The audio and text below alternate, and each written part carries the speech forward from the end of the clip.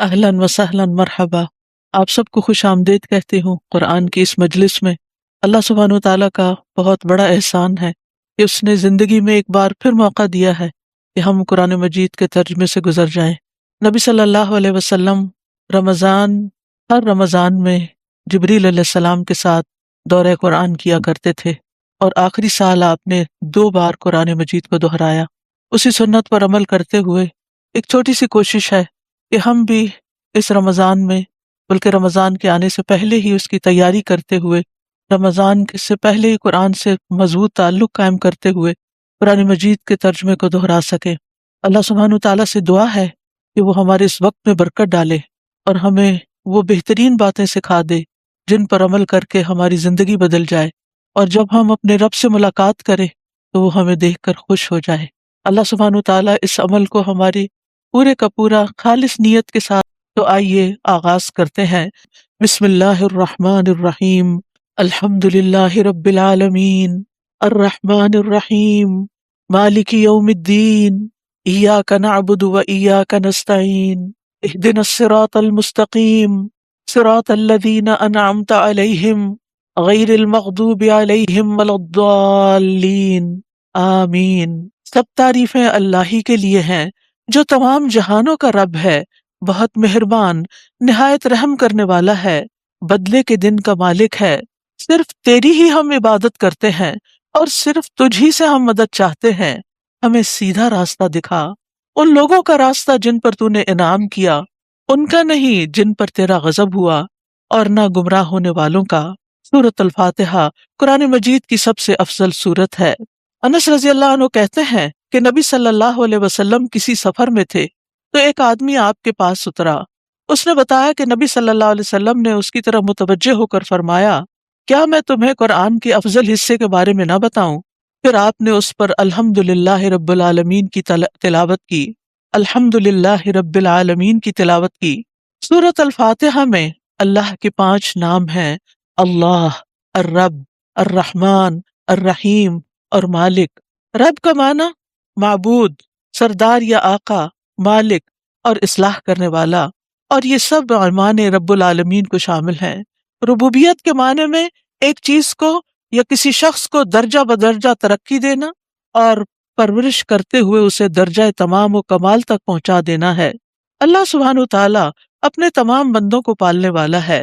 وہ سب کا رب ہے، لیکن اس کی خاص تربیت ان لوگوں کے لیے ہے جو اس کے چنے ہوئے بندے ہوتے ہیں. وہ ان کے دلوں، ان کی روحوں، ان کے اخلاق اور ان کے معاملات کی تربیت کرتا ہے. اور اس نام کے ساتھ ہم اللہ تعالیٰ سے اکثر دعا کرتے ہیں ربنا اور ربی کہہ کر.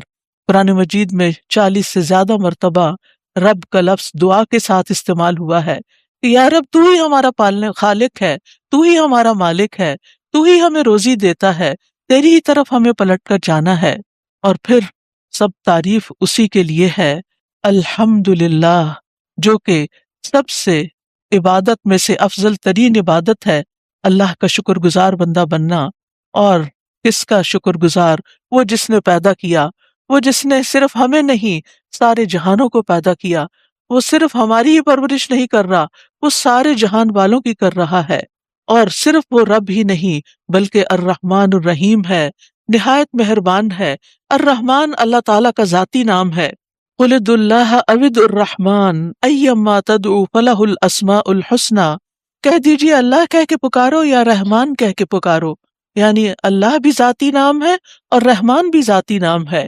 جس نام سے بھی تم اسے پکارو گے تو اسی کے لیے اچھے اچھے نام ہیں. الرحمن میں اللہ کی وسیع رحمت ہے، اور الرحیم اس بات پہ دلالت کرتا ہے کہ یہ رحمت اس کے خاص بندوں تک پہنچنے والی ہے. الرحمن میں مبالغہ الرحیم سے زیادہ ہے. رحمان کا لفظ قرآن مجید میں 75 بار ذکر کیا گیا ہے، اور الرحیم کا ذکر 100 سے زیادہ مرتبہ کیا گیا ہے. اللہ تعالیٰ کی رحمت ہر چیز پر وسیع ہے. برحمتی وسعت کل شیء. اللہ کی رحمت اس کے غضب پر بھاری ہے. اللہ کی 100 رحمتیں ہیں جن میں سے صرف ایک رحمت دنیا والوں کے لیے ہے، باقی ساری رحمتیں 99 آخرت میں بندوں کی نجات کے لیے کام آئیں گی. سورۃ الفاتحہ میں اللہ تعالیٰ نے عظیم امور کا ذکر کیا ہے. حمد کا ذکر کیا جو عبادت میں بہترین عبادت ہے، یعنی اللہ کی تعریف اور اس کا شکر ادا کرنا۔ اللہ کا نام اسم اعظم ہے۔ رب العالمین میں اس کی قدرت کے کمالات نظر آتے ہیں۔ رحمت بندے سے متعلق سب سے بہترین جسچر ہے۔ مالک یوم الدین، یوم الدین قیامت کا دن سب سے بڑا دن ہے۔ ایاک نعبد، یہ اللہ کا سب سے بڑا حق ہے کہ ہم اس کی عبادت کریں۔ ایاک نستعین، یہ بندے کے حصے میں آنے والی بہترین دعا اور مدد مانگنا ہے۔ اور اہدنا الصراط المستقیم سب سے بہترین دعا ہے، کیونکہ اگر انسان صحیح رستے پہ چل پڑتا ہے تو صحیح منزل تک بھی پہنچ جاتا ہے۔ اور پھر انعمت علیہم سب سے افضل ترین لوگ ہیں، اور مغضوب علیہم اور ضالین یہ سب سے زیادہ حق سے دور اور اللہ کے ناپسندیدہ بندے ہیں۔ لہٰذا یہ سورت بہترین سورت ہے جسے ہم ہر نماز میں پڑھتے ہیں، ہر نماز کی ہر رکعت میں ادا کرتے ہیں۔ اس کو پڑھتے ہوئے اللہ کی حمد و ثنا کو یاد رکھیے، اللہ سے دعا مانگیے، رحمت اور اس کے قیامت کے دن کے مالک ہونے کو یاد رکھیے، کیونکہ اللہ ہی ہے جس نے ہمیں پیدا کیا اور جس کے پاس ہمیں جانا ہے اور جس کی طرف ہمارے سارے معاملات لوٹتے ہیں، جو ہر معاملے میں ہمارے کام آنے والا ہے، ہر چیز کا مالک ہے۔ اور پھر اس سے ہمیں مایوس نہیں ہونا، اس سے خیر اور برکت اور بھلائی مانگتے چلے جانا ہے۔ اور اس کی رحمتوں میں سے ایک بڑی رحمت ہے کہ اس نے ہمارے لیے یہ کتاب نازل کی ہے جسے آج ہم پڑھنے جا رہے ہیں۔ اس کتاب کی سب سے طویل ترین، سب سے لمبی سورت سورۃ البقرہ ہے، جس کا پڑھنا باعث برکت ہے اور جس کا چھوڑنا باعث حسرت ہے، اور جس گھر میں یہ پڑھی جاتی ہے وہاں سے شیاطین بھاگ جاتے ہیں۔ تو آئیے آغاز کرتے ہیں سورۃ البقرہ کا۔ الف لام میم، الف لام میم، ذالک الکتاب لا ریب فیہ ھدی للمتقین، یہ وہ کتاب ہے جس میں کوئی شک نہیں، تقوی والوں کے لیے ہدایت کا ذریعہ ہے۔ کون ہے تقوی والے؟ الذین یؤمنون بالغیب ویقیمون الصلاۃ ومما رزقناہم ینفقون۔ تقوی والے تو وہ ہیں وہ جو غیب پر ایمان لاتے ہیں اور نماز قائم کرتے ہیں، اور جو رزق ہم نے انہیں دیا ہے اس میں سے وہ خرچ کرتے ہیں۔ غیب سے مراد وہ سارے حقائق ہیں جو انسان کے حواس اور عقل کی رسائی سے باہر ہیں۔ حدیث جبریل جس کے راوی امیر المؤمنین عمر رضی اللہ عنہ ہیں، اس میں رسول اللہ صلی اللہ علیہ وسلم نے ایمان کی تعریف یہ بیان فرمائی کہ آدمی اللہ تعالیٰ پر، اس کے فرشتوں پر، اس کی کتابوں پر، اس کے رسولوں پر، یوم آخرت پر اور اچھی یا بری تقدیر پر ایمان لائے۔ اور یہ سب چیزیں غیب میں شامل ہیں کیونکہ انہیں دیکھے بغیر ان پر ایمان لایا جاتا ہے۔ کتاب اگرچہ ہمارے سامنے ہے، یہ اتری بذریعہ وحی ہے، لہٰذا وحی بھی ایک غیبی عمل ہے۔ تو اس کتاب سے وہ ہدایت پا سکتا ہے جو غیب پر اور ان تمام چیزوں پر ایمان رکھتا ہو۔ تو غیب پر ایمان لانے والے ہی متقی ہیں۔ والذین یؤمنون بما انزل الیک وما انزل من قبلک وبالآخرۃ ھم یوقنون، اور وہ جو اس پر ایمان لاتے ہیں جو آپ پر نازل کیا گیا، یعنی قرآن اور سنت، کیونکہ آپ پر صرف قرآن نہیں اترا۔ اللہ تعالیٰ فرماتے ہیں وَأَنزَلَ اللَّهُ عَلَيْكَ الْكِتَابَ وَالْحِكْمَةَ، اور اللہ نے آپ پر کتاب اور حکمت نازل فرمائی ہے، یعنی صرف کتاب نازل نہیں ہوئی، حدیث بھی اللہ کی طرف سے نازل ہوئی ہے جو نبی صلی اللہ علیہ وسلم پر وحی خفی کے ذریعے نازل ہوئی، جس کی ہم تلاوت نہیں کرتے لیکن وہ بھی وحی پر مبنی ہے۔ وَبِالْآخِرَةِ هُمْ يُوقِنُونَ، اور پھر یہ لوگ وَمَا أُنزِلَ مِن قَبْلِكَ اس پر بھی ایمان لاتے ہیں جو آپ سے پہلے کتابیں نازل ہوئیں، جو پچھلے پیغمبروں پر صحیفے وغیرہ نازل ہوئے، ان پر بھی متقی لوگ ایمان لاتے ہیں۔ اور سب سے بڑھ کر وَبِالْآخِرَةِ هُمْ يُوقِنُونَ، آخرت پر وہ یقین رکھتے ہیں، کیونکہ آخرت آخری دن ہے جس میں ہم سب کو لوٹ کر جانا ہے۔ وہ یوم الدین ہے، وہ بدلے کا دن ہے جس کی طرف ہمیں لوٹنا ہے، اور اس دن اللہ سبحانہ وتعالی ہم سب کا حساب لے گا۔ اس دن ہماری قسمتوں کا فیصلہ ہوگا، کچھ لوگ جنت میں جائیں گے اور کچھ جہنم میں جانے والے ہیں۔ لہٰذا کامیاب وہ ہیں جو ان صفات پر عمل کریں اور آخرت پر یقین رکھیں، تو اولئک علی ھدی من ربہم واولئک ھم المفلحون، یہی لوگ اپنے رب کی طرف سے ہدایت پر ہیں اور یہی لوگ دراصل فلاح پانے والے ہیں۔ تو کامیاب ہونے والوں کی یہ صفات یاد رکھیے، اور صرف یاد ہی نہیں رکھنا بلکہ ان پر عمل بھی کرنا ہے۔ اقامت صلاۃ جسم کا فعل ہے، ایمان بالغیب دل کا فعل ہے، اور مما رزقناہم ینفقون اس میں سے جو ہم نے رزق دیا، چاہے وہ مال ہے، چاہے وہ اولاد ہے، چاہے وہ ہماری صلاحیتیں ہیں، چاہے ہمارا وقت ہے، ہماری زندگی ہے، ہماری جوانی ہے، ہمارے پاس جو کچھ بھی ہے وہ ہمارا اپنا نہیں، وہ ہمارے رب کا دیا ہوا ہے۔ اس لیے ہماری خوش قسمتی کی بات یہ ہے، ہماری کامیابی کی ضمانت اس میں ہے کہ اس کو ہم اپنے رب ہی کی خاطر، اپنے رب ہی کے نام پر دوسروں پر خرچ کریں، اپنے رب کے نام پر دینے والے ہوں۔ یہ کامیاب لوگوں کی صفات میں سے خاص صفت ہے۔ تو یہ لوگ ہدایت پر ہیں جن کے اندر یہ صفات پائی جاتی ہوں، اور یہی کامیابی کی ضمانت ہے۔ جب قرآن پڑھ رہے ہوں، آپ سن رہے ہوں، تو اپنے بارے میں سوچئے کہ کیا یہ ساری صفات میرے اندر ہیں؟ کیا میں اس پر ایمان رکھتی ہوں؟ کیونکہ ایمان کے بغیر تو کوئی عمل قبول ہی نہیں، اور یقین، ایمان کے اندر پورا یقین ہونا بہت ضروری ہے، کیونکہ شکوک و شبہات جو ہیں وہ انسان کو حق سے دور کر دیتے ہیں، اس کے ایمان کے منافی ہوتے ہیں۔ اور جب دل میں اللہ کے بارے میں، یا اس کی کتاب کے بارے میں، یا اس کے رسول کے بارے میں، یا آخرت کے بارے میں کوئی شک آ جائے اور یقین ختم ہو جائے، تو سمجھیے کہ ایمان ڈاواڈول ہے، ایمان یا تو کمزور ہے یا پھر ختم ہو گیا ہے، اور اس کے بغیر تو پھر کوئی بھی عمل قابل قبول نہیں۔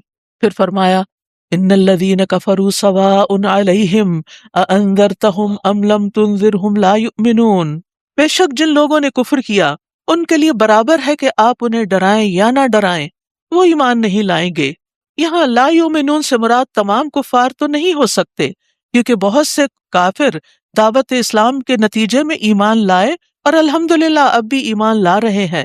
اس سے مراد وہ لوگ ہیں جو پچھلی آیات میں مذکور 6 چیزوں یا ان میں سے بعض کا انکار کر دیتے ہیں، اور ہٹ دھرمی کی اس حد تک پہنچ جاتے ہیں کہ اگر یہ حق بھی ہو تو ہم اسے نہیں مانیں گے، یعنی جو ضد کا شکار ہوں، جیسے نبی صلی اللہ علیہ وسلم کے زمانے میں بعض یہود مدینہ اور ابو جہل اور اس کے ساتھی، جو انہوں نے طے کر لیا تھا کہ ہم نے ماننا نہیں۔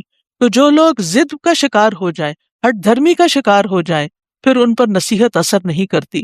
نصیحت تو اس پر اثر کرتی ہے جو کھلے دل سے نصیحت کو قبول کرنا چاہتا ہے، جو ان بائسڈ ہو کر کسی حقیقت اور حق کو سمجھنا چاہتا ہے، اور جو ضد کا شکار ہو تو پھر ختم اللہ علی قلوبہم وعلی سمعہم وعلی ابصارہم غشاوۃ ولہم عذاب عظیم، اللہ نے ان کے دلوں اور کانوں پر مہر لگا دی ہے، اور ان کی آنکھوں پر پردہ ہے، اور ان کے لیے بہت بڑا عذاب ہے۔ یعنی ان کے برے اعمال کے نتیجے میں ان کے دلوں پر مہر لگی ہے، کیونکہ ان کے ضمیر مردہ ہو چکے ہیں، قبول حق کی وہ استعداد جو فطرتاً ان کے اندر رکھی گئی تھی وہ ان سے چھن چکی ہے۔ مہر اگرچہ اللہ نے لگائی ہے، لیکن وجہ ان کا اپنا عمل ہے، ان کی اپنی ضد اور ہٹ دھرمی ہے، جیسے قرآن مجید میں آتا ہے بل طبع اللہ علیہا بکفرہم فلا یؤمنون الا قلیلا، بلکہ اللہ نے ان پر ان کے کفر کی وجہ سے مہر لگا دی ہے، لہٰذا وہ بہت کم ایمان لائیں گے۔ اور عام انسانوں کے لیے گناہ جو ہیں وہ دلوں کو سیاہ کر دیتے ہیں۔ اگر انسان گناہ کرتا ہے اور دل پہ سیاہ نقطہ آتا ہے اور دل کے اندر ایک پریشانی آتی ہے، تو انسان کو باز آ جانا چاہیے، استغفار اور توبہ کر لینی چاہیے، تو انسان کا دل پھر سے چمک اٹھتا ہے، پھر سے زندہ ہو جاتا ہے۔ لیکن اگر وہ دوبارہ گناہ کرتا ہے تو نقطہ بڑھا دیا جاتا ہے، یہاں تک کہ وہ دل پہ چھا جاتا ہے، اور یہی وہ زنگ ہے جس کا اللہ نے ذکر کیا، کلا بل ران علی قلوبہم ما کانوا یکسبون، ہرگز نہیں بلکہ زنگ بن کے چھا گیا ہے ان کے دلوں پر جو وہ کمائی کرتے ہیں۔ لہٰذا اپنے دلوں کا جائزہ لیتے رہیے کہ دل روشن ہے یا سیاہ ہے، دل مطمئن ہے یا بے چین ہے۔ اگر بے چین ہے تو پھر اطمینان قلب اور قرآن کی تلاوت اور قرآن کے معنی پر غور کر کے دلوں کو شفا حاصل کرنے کے قابل بنائیے۔ پھر پہلی کچھ آیات متقین کے بارے میں تھی، دوسری کفار کے بارے میں، اور اب منافقین کے بارے میں 13 آیات ہیں، کیونکہ نفاق کا پتہ چلانا مشکل ہوتا ہے، لہٰذا اللہ سبحانہ وتعالیٰ نے ان کی کچھ علامات بتا دیں۔ وَمِنَ النَّاسِ مَن يَقُولُ آمَنَّا بِاللَّهِ وَبِالْيَوْمِ الْآخِرِ وَمَا هُمْ بِمُؤْمِنِينَ، اور لوگوں میں سے کچھ وہ ہیں جو کہتے ہیں کہ ہم اللہ پر اور آخرت کے دن پر ایمان لے آئے ہیں، حالانکہ یہ مومن نہیں ہے، حالانکہ وہ مومن نہیں ہے، کیونکہ اللہ ان کے دلوں کا حال جانتا ہے نا۔ ایمان تو دل میں ہوتا ہے، اور دل دوسرے انسانوں کے سامنے نہیں ہوتے۔ اللہ ہی کو پتا ہوتا ہے کہ دلوں کا حال کیا، لہٰذا اللہ نے دلوں کا حال کھول کے رکھ دیا کہ ان کے دلوں میں ایمان نہیں۔ وہ اللہ کو دھوکہ دیتے ہیں اور ان لوگوں کو جو ایمان لائے، حالانکہ یہ اپنے آپ ہی کو دھوکہ دے رہے ہیں اور یہ اس کا شعور بھی نہیں رکھتے، کیونکہ بیمار دل نیکی اور بدی کا احساس نہیں کر سکتا، اس کا فرق نہیں جانتا۔ دل بیمار ہو تو اچھے برے کا شعور بھی ختم ہو جاتا ہے، پھر انسان اچھے کو برا اور برے کو اچھا سمجھنے لگتا ہے۔ جیسے بیمار انسان کے منہ کا ذائقہ تبدیل ہو جاتا ہے نا، تو اگر آپ اس کو کوئی میٹھی چیز بھی کھانے کو دیں تو وہ کہے گا یہ کڑوی ہے، لے جاؤ، مجھے نہیں کھانی۔ تو یہی حال نفاق کا ہوتا ہے۔ قرآن مجید میں اللہ تعالیٰ فرماتے ہیں افمن زین لہ سوء عملہ فرآہ حسنا، تو کیا وہ شخص جس کے لیے اس کا برا عمل مزین کر دیا گیا تو اس نے اس کو اچھا سمجھا، اس شخص کی طرح ہو سکتا ہے جو ایسا نہیں؟ تو کچھ لوگ ایسے ہوتے ہیں جن کے برے اعمال ان کے لیے خوبصورت بنا دیے جاتے ہیں اور وہ سمجھتے ہیں کہ وہ بہت اچھا کر رہے ہیں۔ تو ہم سب کو اللہ تعالیٰ سے دعا کرنی چاہیے کہ یا رب ہمیں ہماری غلطیاں دکھا، ہمیں یقین دلا کہ ہم غلط کر رہے ہیں، تاکہ ہم ان پر توبہ کریں اور ہم اپنی اصلاح کریں، کیونکہ اصلاح کا موقع صرف اس زندگی ہے، صرف اسی زندگی میں ہے، مرنے کے بعد کوئی اصلاح نہیں ہو سکے گی۔ فی قلوبہم مرض فزادہم اللہ مرضا وَلَهُمْ عَذَابٌ أَلِيمٌ بِمَا كَانُوا يَكْذِبُونَ، ان کے دلوں میں ایک مرض ہے تو اللہ نے ان کے مرض کو اور زیادہ کر دیا، اور ان کے لیے دردناک عذاب ہے کیونکہ یہ جھوٹ بولتے تھے۔ اور جب ان سے کہا جاتا ہے کہ زمین میں فساد نہ کرو تو کہتے ہیں کہ ہم تو صرف اصلاح کرنے والے ہیں۔ خبردار، بے شک یہی فساد کرنے والے ہیں، لیکن یہ شعور نہیں رکھتے۔ فساد کب ہوتا ہے؟ اللہ کی نافرمانی سے۔ فساد ہوتا ہے لوگوں پر ظلم ڈھانے سے۔ تو جب ان کو منع کیا جاتا ہے کہ اللہ کے حق بھی ادا کرو، جب ان کو کہا جاتا ہے کہ حقوق اللہ بھی ادا کرو اور حقوق العباد بھی، تو پھر یہ کہتے ہیں کہ نہیں، ہم تو جو کر رہے ہیں سب اچھا کر رہے ہیں، اور اپنے فساد کو بھی نہیں سمجھتے۔ اور جب ان سے کہا جاتا ہے ایمان لاؤ جیسے اور لوگ ایمان لائے، تو کہتے ہیں کیا ہم بھی اسی طرح ایمان لائیں جیسے بے وقوف ایمان لائے ہیں؟ خبردار، یقیناً یہ خود ہی بے وقوف ہیں لیکن یہ جانتے نہیں ہیں۔ یہاں پر آپ دیکھیے اللہ تعالیٰ نے سچے ایمان کا کرائیٹیریا بتا دیا ہے، ویسا ایمان جیسے صحابہ کا تھا۔ یہ اس دور کے لوگوں سے بھی تقاضا ہے اور آج ہم سے بھی تقاضا ہے کہ ہمارا ایمان کیسا ہونا چاہیے۔ ہمارے رول ماڈلز کون ہیں؟ صحابہ کرام ہیں۔ ان کا لائف سٹائل دیکھیے اور ہم اپنا طرز زندگی کو دیکھیں، ہم کس طرح جی رہے ہیں، ہم کیا کر رہے ہیں، کیا ہمارے اندر بھی کیا ہمارا ایمان بھی ویسا ہے جیسے صحابہ کا تھا؟ کیا ہماری نمازیں ویسی ہیں؟ کیا ہمارا اللہ کے راستے میں خرچ کرنا ویسا ہے جیسے صحابہ کرام کا تھا؟ اور اگر نہیں تو ہمیں فکر کرنی چاہیے کہ کہیں ہم نفاق کے اندر تو داخل نہیں ہو رہے۔ لہٰذا اس کے لیے بہت ضروری ہے کہ ہم صحابہ کرام کے حالات زندگی بھی پڑھیں، ان کی زندگیوں سے بھی اپنے آپ کو منور کریں، تاکہ ہمیں پتہ چلے کہ وہ کیسے جیتے تھے اور آج ہم کیسے جی رہے ہیں۔ اور جب یہ ان لوگوں سے ملتے ہیں جو ایمان لائے تو کہتے ہیں ہم بھی ایمان لائے، ہم بھی ایمان لائے ہیں۔ اور جب اپنے شیطانوں کے پاس تنہا ہوتے ہیں تو کہتے ہیں کہ دراصل ہم تمہارے ساتھ ہیں، ہم تو صرف ان سے مذاق کر رہے ہیں۔ یہاں شیطانوں سے مراد ان کے لیڈرز ہیں۔ اللہ ان سے مذاق کرتا ہے اور انہیں ڈھیل دے رہا ہے جبکہ یہ اپنی سرکشی میں بھٹکتے پھر رہے ہیں۔ منافقین جو دل میں کفر رکھتے تھے، دل سے انکار کرتے تھے، جب وہ مسلمانوں سے ملتے تو ان کے سامنے اپنے اسلام کا اظہار کہتے ہم آمنا، ہم ایمان لائے ہیں، اور جب اپنے لوگوں کے پاس ہوتے تو ایمان والوں کا مذاق اڑاتے۔ اسی لیے اللہ سبحانہ وتعالیٰ نے ان کے بارے میں یہ طے کر دیا کہ یہ جہنم کے سب سے نچلے گڑھے میں ہوں گے، لیکن دنیا میں اللہ نے ان کی رسی دراز کر رکھی ہے۔ اولئک الذین اشتروا الضلالۃ بالہدی فما ربحت تجارتہم وما کانوا مہتدین، یہی وہ لوگ ہیں جنہوں نے ہدایت کے بدلے گمراہی خرید لی، تو نہ ان کی تجارت فائدہ مند ہوئی اور نہ ہی یہ ہدایت پانے والے ہوئے۔ ان کی مثال اس شخص کی طرح ہے جس نے آگ جلائی، پھر جب اس آگ نے اس ماحول کو روشن کر دیا، اور جب اس آگ نے اس کے ماحول کو روشن کر دیا تو اللہ ان کا نور لے گیا اور انہیں اندھیروں میں چھوڑ دیا۔ اب یہ دیکھ نہیں پاتے، دنیا میں فائدے پا لینا لیکن آخرت میں اندھیرا ہی اندھیرا ہونا، یہ کس وجہ سے ہوتا ہے؟ اس لیے کہ انسان دنیا میں تو بظاہر اسلام کا اظہار کر کے مسلمانوں کے ساتھ اپنے رشتے جوڑ سکتا ہے، ان کا وارث بن سکتا ہے، مال غنیمت اور دیگر بے شمار فائدے حاصل کر سکتا ہے، لیکن جب انسان اس دنیا سے جاتا ہے تو پھر ساری روشنی، ساری نعمتیں کچھ جاتا ہے، اور پھر اندھیروں میں ڈوب جاتا ہے، قبر کا اندھیرا، محشر کا اندھیرا، جہنم کا اندھیرا۔ تو جو لوگ ایمان لا کر پھر کفر کی طرف پلٹ جائیں، ان کے لیے پھر دنیا میں بھی اندھیرے ہیں اور آخرت میں بھی اندھیرے ہیں۔ صم بکم عمی فہم لا یرجعون، بہرے ہیں، گنگے ہیں، اندھے ہیں، بس یہ سیدھے رستے کی طرف نہیں لوٹیں گے۔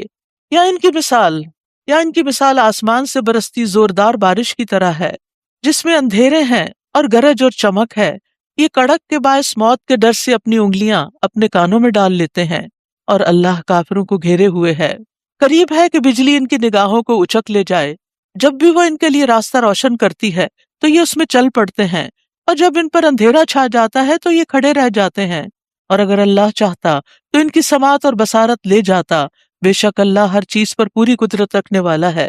یہاں اللہ تعالیٰ نے منافقین کے ایک دوسرے گروہ کی مثال بیان فرمائی ہے، جو بظاہر تو مسلمان ہو گئے تھے لیکن کمزور ایمان کی وجہ سے ہمیشہ تذبذب اور شک میں رہے، راحت اور آرام کی صورت میں مطمئن نظر آتے تھے، یعنی جب اسلام کے آسان احکام ہوتے تو پھر خوش رہتے، اور جب کسی تکلیف کا سامنا ہوتا تو شک و شبہ میں پڑ جاتے۔ اللہ تعالیٰ نے سورۃ الحج میں بھی اس کے بارے میں فرمایا ہے، وَمِنَ النَّاسِ مَن يَعْبُدُ اللَّهَ عَلَى حَرْفٍ فَإِنْ أَصَابَهُ خَيْرٌ اطْمَأَنَّ بِهِ وَإِنْ أَصَابَتْهُ فِتْنَةٌ انقلب عَلَى وَجْهِهِ خَسِرَ الدُّنْيَا وَالْآخِرَةَ ذَلِكَ هُوَ الْخُسْرَانُ الْمُبِينُ۔ اور لوگوں میں سے کوئی وہ بھی ہے جو اللہ کی عبادت ایک کنارے پر کرتا ہے، پھر اگر اسے کوئی بھلائی پہنچ جائے تو اس کے ساتھ مطمئن ہو جاتا ہے، اور اگر اسے کوئی آزمائش آ پہنچے تو اپنے منہ پر الٹا پھر جاتا ہے۔ اس نے دنیا اور آخرت کا نقصان اٹھایا تو یہی سری خسارہ ہے۔ تو ہم سب کو دیکھنا ہے، اپنے آپ کا جائزہ لینا ہے کہ کہیں ہم صرف اچھے حالات میں ہی تو فرما بردار، اطاعت گزار اور عبادت گزار نہیں ہوتے، بلکہ ہر حال میں، تنگی ہو یا خوشحالی، دل خوش ہو یا ناخوش، حالات ہمارے موافق ہوں یا ناموافق ہوں، ہم ہر حال میں اللہ کی اطاعت کرنے والے ہیں یا نہیں، ورنہ کہیں ایسا نہ ہو کہ ہم نفاق کی حدوں کو پار کر جائیں اور نفاق میں داخل ہو جائیں، کیونکہ یہ تو منافقانہ طرز عمل ہے کہ صرف اچھے حالات میں ہی عبادت کرنا۔ پھر اللہ سبحانہ وتعالیٰ تمام لوگوں کو دعوت دے رہے ہیں، یا ایھا الناس اعبدوا ربکم الذی خلقکم والذین من قبلکم لعلکم تتقون۔ اے لوگو، اپنے رب کی عبادت کرو جس نے تمہیں پیدا کیا، اور ان لوگوں کو بھی جو تم سے پہلے تھے، تاکہ تم بچ جاؤ، دنیا میں گناہوں سے بچ جاؤ اور آخرت میں عذاب سے بچ جاؤ۔ کیوں عبادت کرو اپنے رب کی؟ اس لیے کہ وہ ہے تمہارا رب، تو وہ ہے وہ جس نے تمہارے لیے زمین کو فرش اور آسمان کو چھت بنایا، اور آسمان سے پانی برسایا، پھر اس کے ذریعے تمہارے لیے رزق کے طور پر پھل پیدا کیے، بس تم اللہ کے ساتھ کسی کو شریک نہ ٹھہراؤ جبکہ تم جانتے ہو۔ تو یہاں اللہ کی وحدانیت بیان ہوئی ہے کہ صرف ایک اللہ کی عبادت کرنی ہے اور اس کے ساتھ کسی کو شریک نہیں کرنا۔ شرک اکبر اور شرک اصغر دونوں کو چھوڑ دینا ہے، اور پھر اس کے بعد عبادت کے لیے ضروری ہے کہ قرآن مجید سے تعلق قائم کیا جائے، لہٰذا اس بات کا یقین ہونا ضروری ہے کہ یہ کتاب ہدایت ہے اور اس میں کسی قسم کا کوئی شک نہیں، کیونکہ اگر قرآن کے بارے میں دل میں ڈاؤٹ آ گئے تو پھر قرآن پہ عمل نہیں کر سکیں گے۔ اسی لیے فرمایا، اور اگر تمہیں اس میں شک ہے جو ہم نے اپنے بندے پر نازل فرمایا تو اسی طرح کی ایک صورت تم بھی بنا لاؤ، اور اللہ کے سوا اپنے مددگاروں کو بھی بلا لو اگر تم سچے ہو۔ پھر اگر تم ایسا نہ کر سکو اور تم ہرگز ایسا کر بھی نہ سکو گے تو بچو اس آگ سے جس کا ایندھن انسان اور پتھر ہے، جو کافروں کے لیے تیار کی گئی ہے، اور خوشخبری دے دیجیے ان لوگوں کو جو ایمان لائے اور انہوں نے نیک عمل کیے کہ ان کے لیے ایسے باغات ہیں جن کے نیچے نہریں جاری ہیں، جب کبھی انہیں ان باغوں میں سے کوئی پھل کھانے کو دیا جائے گا تو وہ کہیں گے یہ تو وہی ہے جو اس سے پہلے ہم دیے گئے، یعنی دنیا میں، اور انہیں اس سے ملتے جلتے ہی دیے جائیں گے، اور وہاں ان کے لیے پاک صاف بیویاں ہوگی اور وہ ان میں ہمیشہ رہنے والے ہیں۔ یاد رکھیے، یہاں پر ایمان کے ساتھ عمل صالح کا ذکر الگ سے بھی کیا گیا ہے، اگرچہ عمل صالح ایمان کے اندر شامل ہے لیکن الگ سے عمل صالح اس لیے بھی تاکہ کیونکہ عموماً ہم سے عمل میں کوتاہی ہو جاتی ہے، تو خالی ایمان لے آنا کافی نہیں۔ جیسے بعض لوگ کہتے ہیں ہم نے لا الہ الا اللہ پڑھ رکھی ہے، اب نماز روزے وغیرہ کی تکلفات کی ضرورت نہیں، صرف لا الہ الا اللہ پڑھنے والا جنت میں داخل ہو جائے گا، ہمارے اندر ایمان ہے۔ بالکل، ہم مانتے ہیں آپ کے اندر ایمان ہوگا، لیکن ایمان کے ساتھ ساتھ ایمان کے تقاضے بھی پورے کرنے ہیں جو قرآن و سنت میں ہمیں بتائے گئے ہیں۔ اس کے بعد اللہ سبحانہ وتعالیٰ ایک مثال کے ذریعے بات سمجھاتے ہیں. ان اللہ لا یستحی ان یضرب مثلا ما بعوضۃ فما فوقها، بے شک اللہ اس سے نہیں شرماتا کہ وہ مچھر یا اس سے اوپر کسی چیز کی مثال بیان کرے. تو جو لوگ ایمان لائے وہ جانتے ہیں کہ یہ ان کے رب کی طرف سے سچ ہے، اور رہے وہ لوگ جنہوں نے انکار کیا تو وہ کہتے ہیں کہ اس مثال سے اللہ کی کیا مراد ہے. اس مثال سے اللہ کی مراد کیا ہے؟ وہ اکثر لوگوں کو اس سے گمراہ کرتا ہے اور بہت سو کو اسی سے ہدایت بخشتا ہے، اور وہ اس سے گمراہ کرتا بھی ہے تو صرف فاسقوں کو. جب قرآن نے چیلنج کیا کہ اگر تمہیں کتاب کے بارے میں شک ہے تو پھر اس جیسی کوئی ایک صورت ہی بنا لو، لیکن وہ نہ بنا سکے تو انہوں نے اپنی ناکامی کو کس طرح ظاہر کیا؟ قرآن پر اعتراض کر کے. جب انسان کے پاس دلیل نہیں ہوتی تو پھر اعتراض ہوتا ہے، پھر الزام تراشی ہوتی ہے، پھر اس سے اگلے مرحلے پر گالی گلوچ ہوتی، پھر اسے اگلے مرحلے پر تصادم شروع ہو جاتا ہے. تو اللہ سبحانہ و تعالیٰ فرماتے ہیں کہ اس کتاب کے اندر کوئی بھی چیز بیکار نہیں. اگر تم یعنی مچھر جیسی چیز پر اعتراض کرتے ہو کہ اس کا ذکر کیوں آیا ہے قرآن میں، تو تم ایک مچھر ہی بنا کر دکھاؤ. نہیں بنا سکتے. تو جب اللہ نے اس میں ذکر کیا تو اس میں فائدہ ہی ہوگا، اور اس میں ہمارے لیے سیکھنے اور سمجھنے کی بہت سی چیزیں. اور اگر آپ جا کر نیٹ پر دیکھیں مچھر کی تخلیق کے بارے میں اور مچھر کے کاموں کے بارے میں تو آپ حیران ہو جائیں گے کہ مچھر کو معمولی تخلیق نہیں ہے. اگرچہ دیکھنے میں بہت چھوٹا سا نظر آتا ہے لیکن اس کے سارے سسٹمز اس میں کام کرتے ہیں. اور صرف مچھر نہیں، وما فوقہا، جو اس کے اوپر پیراسائٹ ہے، وہ بھی اللہ کی نشانی ہے جو تمہیں نیکڈ آئی سے نظر بھی نہیں آتا. تو اللہ سبحانہ تعالیٰ نے اپنی کتاب میں جو بھی بیان کیا ہے وہ بالکل سچ ہے، حق ہے، لا ریب فیہ ہے، اور اس میں ہمارے لیے ہدایت ہے.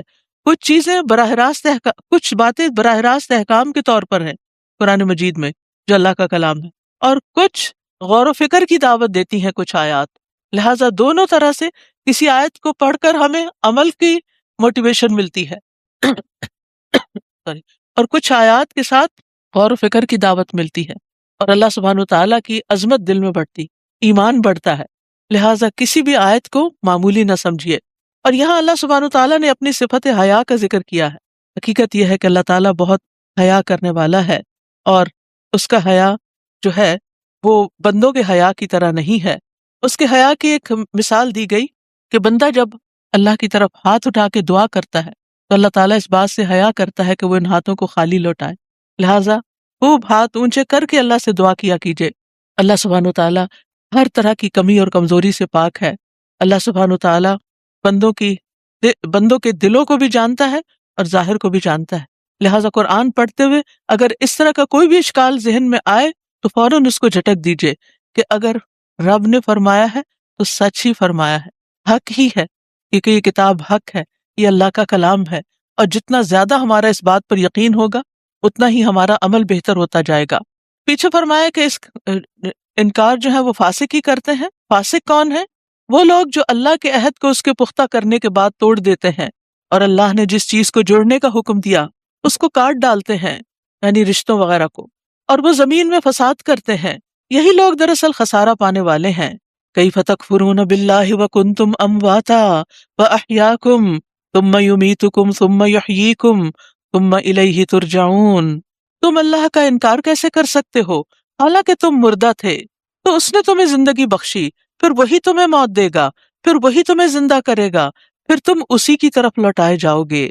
وہی تو ہے جس نے تمہارے لیے وہ سب کچھ پیدا کیا جو زمین میں ہے.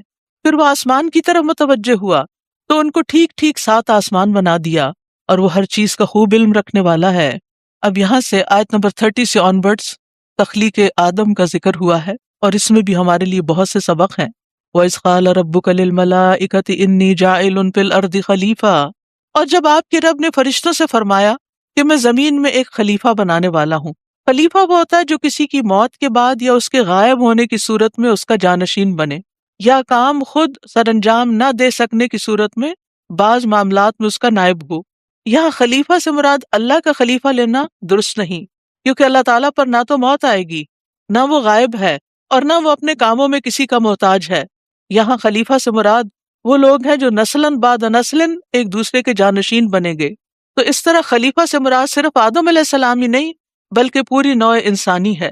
تو جب آپ کے رب نے فرشتوں سے فرمایا کہ میں زمین میں خلیفہ بنانے والا ہوں، کیونکہ زمین پر پہلے جنات تھے، ان کے بعد انسان آئے اور انہوں نے زمین کا انتظام سنبھالا، انہوں نے کہا کیا آپ اس میں ایسے کو خلیفہ بنائیں گے جو اس میں فساد کرے گا اور خون بہائے گا؟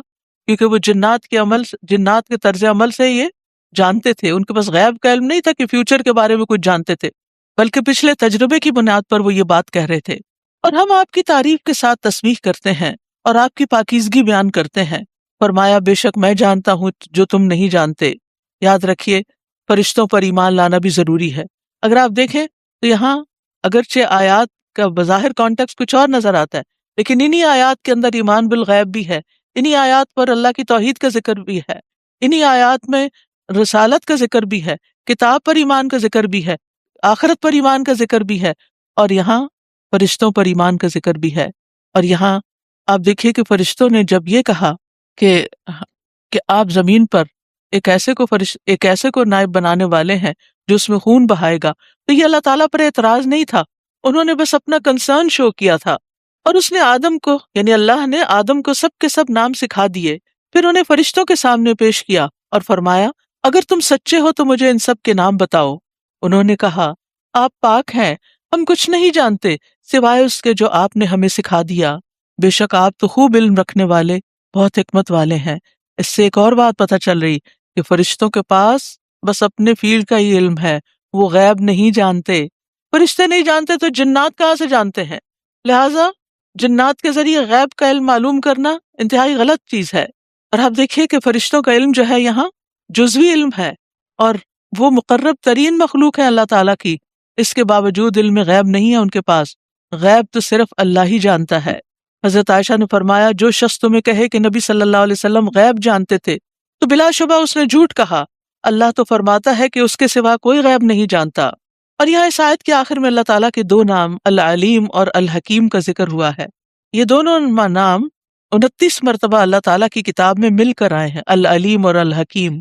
العلیم وہ جس کا علم کامل ہے، اور الحکیم جس کے سارے فیصلے حکمت پر مبنی ہیں، زمین و آسمان کی کوئی چیز اس پر پوشیدہ نہیں، اس کے علم نے ہر چیز کا احاطہ کر رکھا ہے، ظاہر کا، باطن کا، باریکی کا، بڑائی کا، اور ہر طرح کا، لیکن اس کے ساتھ ساتھ وہ حکمت بھی رکھتا ہے۔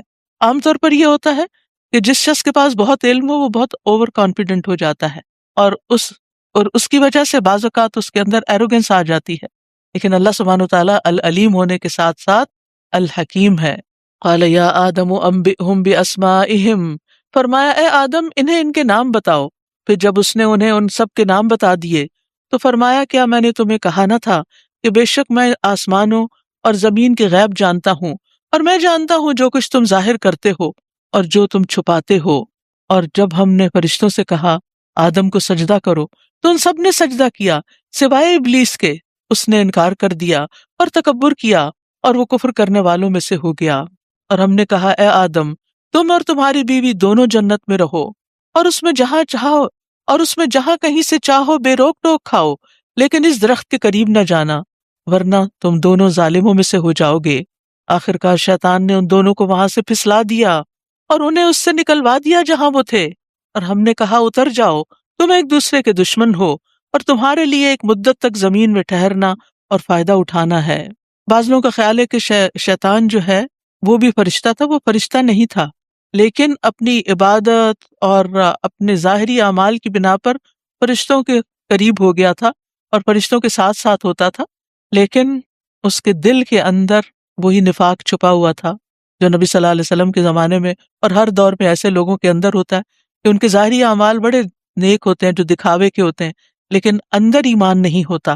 تو شیطان کے بھی اندر صحیح ایمان نہیں تھا، جس کی وجہ سے، اور اس کے اندر تکبر تھا جو کہ ایمان کے منافع ہوتا ہے، اسی لیے تکبر اگر رائی کے دانے برابر بھی ہے تو انسان جنت میں داخل نہ ہو سکے گا۔ تو اس بنا پر اس نے انکار کر دیا اور پھر اپنے آپ کو اس کی انشاءاللہ تفصیل آگے سورۃ الاعراف میں آئے گی، لیکن یہ ہے کہ یہاں جو بات بتانا مقصود ہے وہ یہ کہ شیطان نے آدم علیہ السلام اور ان کی بیوی کو جو دونوں جنت کی نعمتوں کے مزے کر رہے تھے وہاں سے ان کو نکلوا کے چھوڑا۔ اس میں ایک بہت بڑی عبرت ہے ہم سب کے لیے کہ ہمیں بھی شیطان ہر اس عمل کی طرف لے جاتا ہے खुशनुमा बना के दिखाता है और हमसे झूठे वादे करता है कि इसके करने से कुछ नहीं होगा, ये तो मामूली सी चीज है, बस कर लो, देखो इसका कितना फायदा है। बुराई को खूबसूरत बना के पेश करता है। और उसका असल मकसद क्या है कि बनी नौ आदम को किसी भी तरह जन्नत में जाने से रोक दिया जाए, बल्कि वो उसके साथ हमेशा के लिए जहन्नम में जाके जले। तो आप देखिए कि आदम अलैहिस्सलाम जिनको अल्लाह ने अपने हाथ से बनाया और जिनसे फरिश्तों को जिनके आगे सजदा करवाया, अगर उनको शैतान ने फिसला लिया तो हमारे ईमान का क्या हाल है और हमारे यकीन का क्या हाल है, और हम इस दुश्मन की जद में किस कदर हो सकते हैं। लिहाजा हम सबको चौकन्ना रहने की जरूरत है। फिर आदम ने अपने रब से तौबा के चंद कलिमात सीख लिए, अल्लाह सुब्हानहू तआला ने खुद ही सिखाए, और फिर उन्हीं कलिमात से तौबा की तो उसने उस पर मेहरबानी की। बेशक वो बहुत तौबा कबूल करने वाला, निहायत रहम करने वाला है। हमने कहा तुम सब यहाँ से उतर जाओ, फिर अगर तुम्हारे पास मेरी तरफ से कोई हिदायत आए तो जो मेरी हिदायत की पैरवी करेंगे तो उन पर ना कुछ खौफ होगा और ना वो गमगीन होंगे। और रहे वो लोग जिन्होंने कुफ्र किया और हमारी आयत को झुटला दिया, अल्लाह की आयत को झुटला दिया, वो आग वाले हैं, वो उसमें हमेशा रहने वाले हैं। तमाम इंसानों को खिताब करने के बाद बनी इसराइल से अब खुसूसी खिताब शुरू हो रहा है, क्योंकि अहले किताब होने की वजह से उनका हक ज्यादा है कि वो नबी सल्लल्लाहु अलैहि वसल्लम पर ईमान लाएं। ये खिताब कभी इनामात याद दिलाकर है जो उन पर किए गए, कभी उनकी बदआमालियों पर डांट के साथ है, और कभी उन सजाओं के जिक्र के साथ है जो उनकी नाफरमानियों पर उन्हें दी गई। यहाँ से लेकर आयत नंबर 147 तक उन पर 10 इनामात, उनकी 10 बदआमालियों और उन्हें दी जाने वाली 10 सजाओं का जिक्र है। तो अल्लाह ताला फरमाते हैं, ए बनी इसराइल, या बनी इसराइल अज़कुरू निअमती अल्लती अनअमतु अलैकुम व औफू बिअहदी औफी बिअहदिकुम व इय्याया फरहबून। ए बनी इसराइल, मेरी उस नेमत को याद करो जो मैंने तुम पर इनाम की, और तुम मेरे अहद को पूरा करो, मैं तुम्हारे अहद को पूरा करूंगा, और सिर्फ मुझ ही से डरते रहो, और उस किताब पर ईमान लाओ जो मैंने नाजिल की है, यानी कुरान। वो उसकी तस्दीक करने वाली है जो तुम्हारे पास है, और तुम सबसे पहले इसका इनकार करने वाले मत बनो, और मेरी आयत के बदले थोड़ी कीमत मत लो, और सिर्फ मुझ ही से डरते रहो। थोड़ी कीमत का मतलब यह नहीं कि ज्यादा कीमत ले लो, बल्कि मतलब यह है कि आयात इलाही के बदले अगर पूरी दुनिया भी तुम्हें मिल जाए तो मताए कलील है। अल्लाह ताला फरमाते हैं सूरत अन-निसा में, कुल मताउ दुनिया कलील, कह दीजिए दुनिया का सामान बहुत थोड़ा है। दीन बेचकर दुनिया हासिल करना, गलत फतवे देना और दुनिया के मालो मता की हिर्स रखना बहुत घाटे का सौदा है। अगर किसी को सारी दुनिया का माल भी मिल जाए इसके बदले, तो आखिरत में वो काम नहीं आएगा, आखिरत के मुकाबले में वो फकीर मता है। इसलिए इंसान को अपने दीन के मामले में किसी भी चीज को तरजीह नहीं देनी चाहिए। फिर फरमाया, और तुम हक को बातिल के साथ खल्त मल्त न करो और न हक को छुपाओ, जबकि तुम जानते हो, और नमाज कायम करो और ज़कात अदा करो और रुकू करने वालों के साथ रुकू करो। यानी नमाज बा जमात का हुक्म है, क्योंकि इकामत सलात का हिस्सा है ये कि मर्द जमात से नमाज पढ़ें। अतअमुरून अन्नास बिलबिर्रि व तंसौना अनफुसकुम व अंतुम ततलूनल किताब अफला ताक़िलून।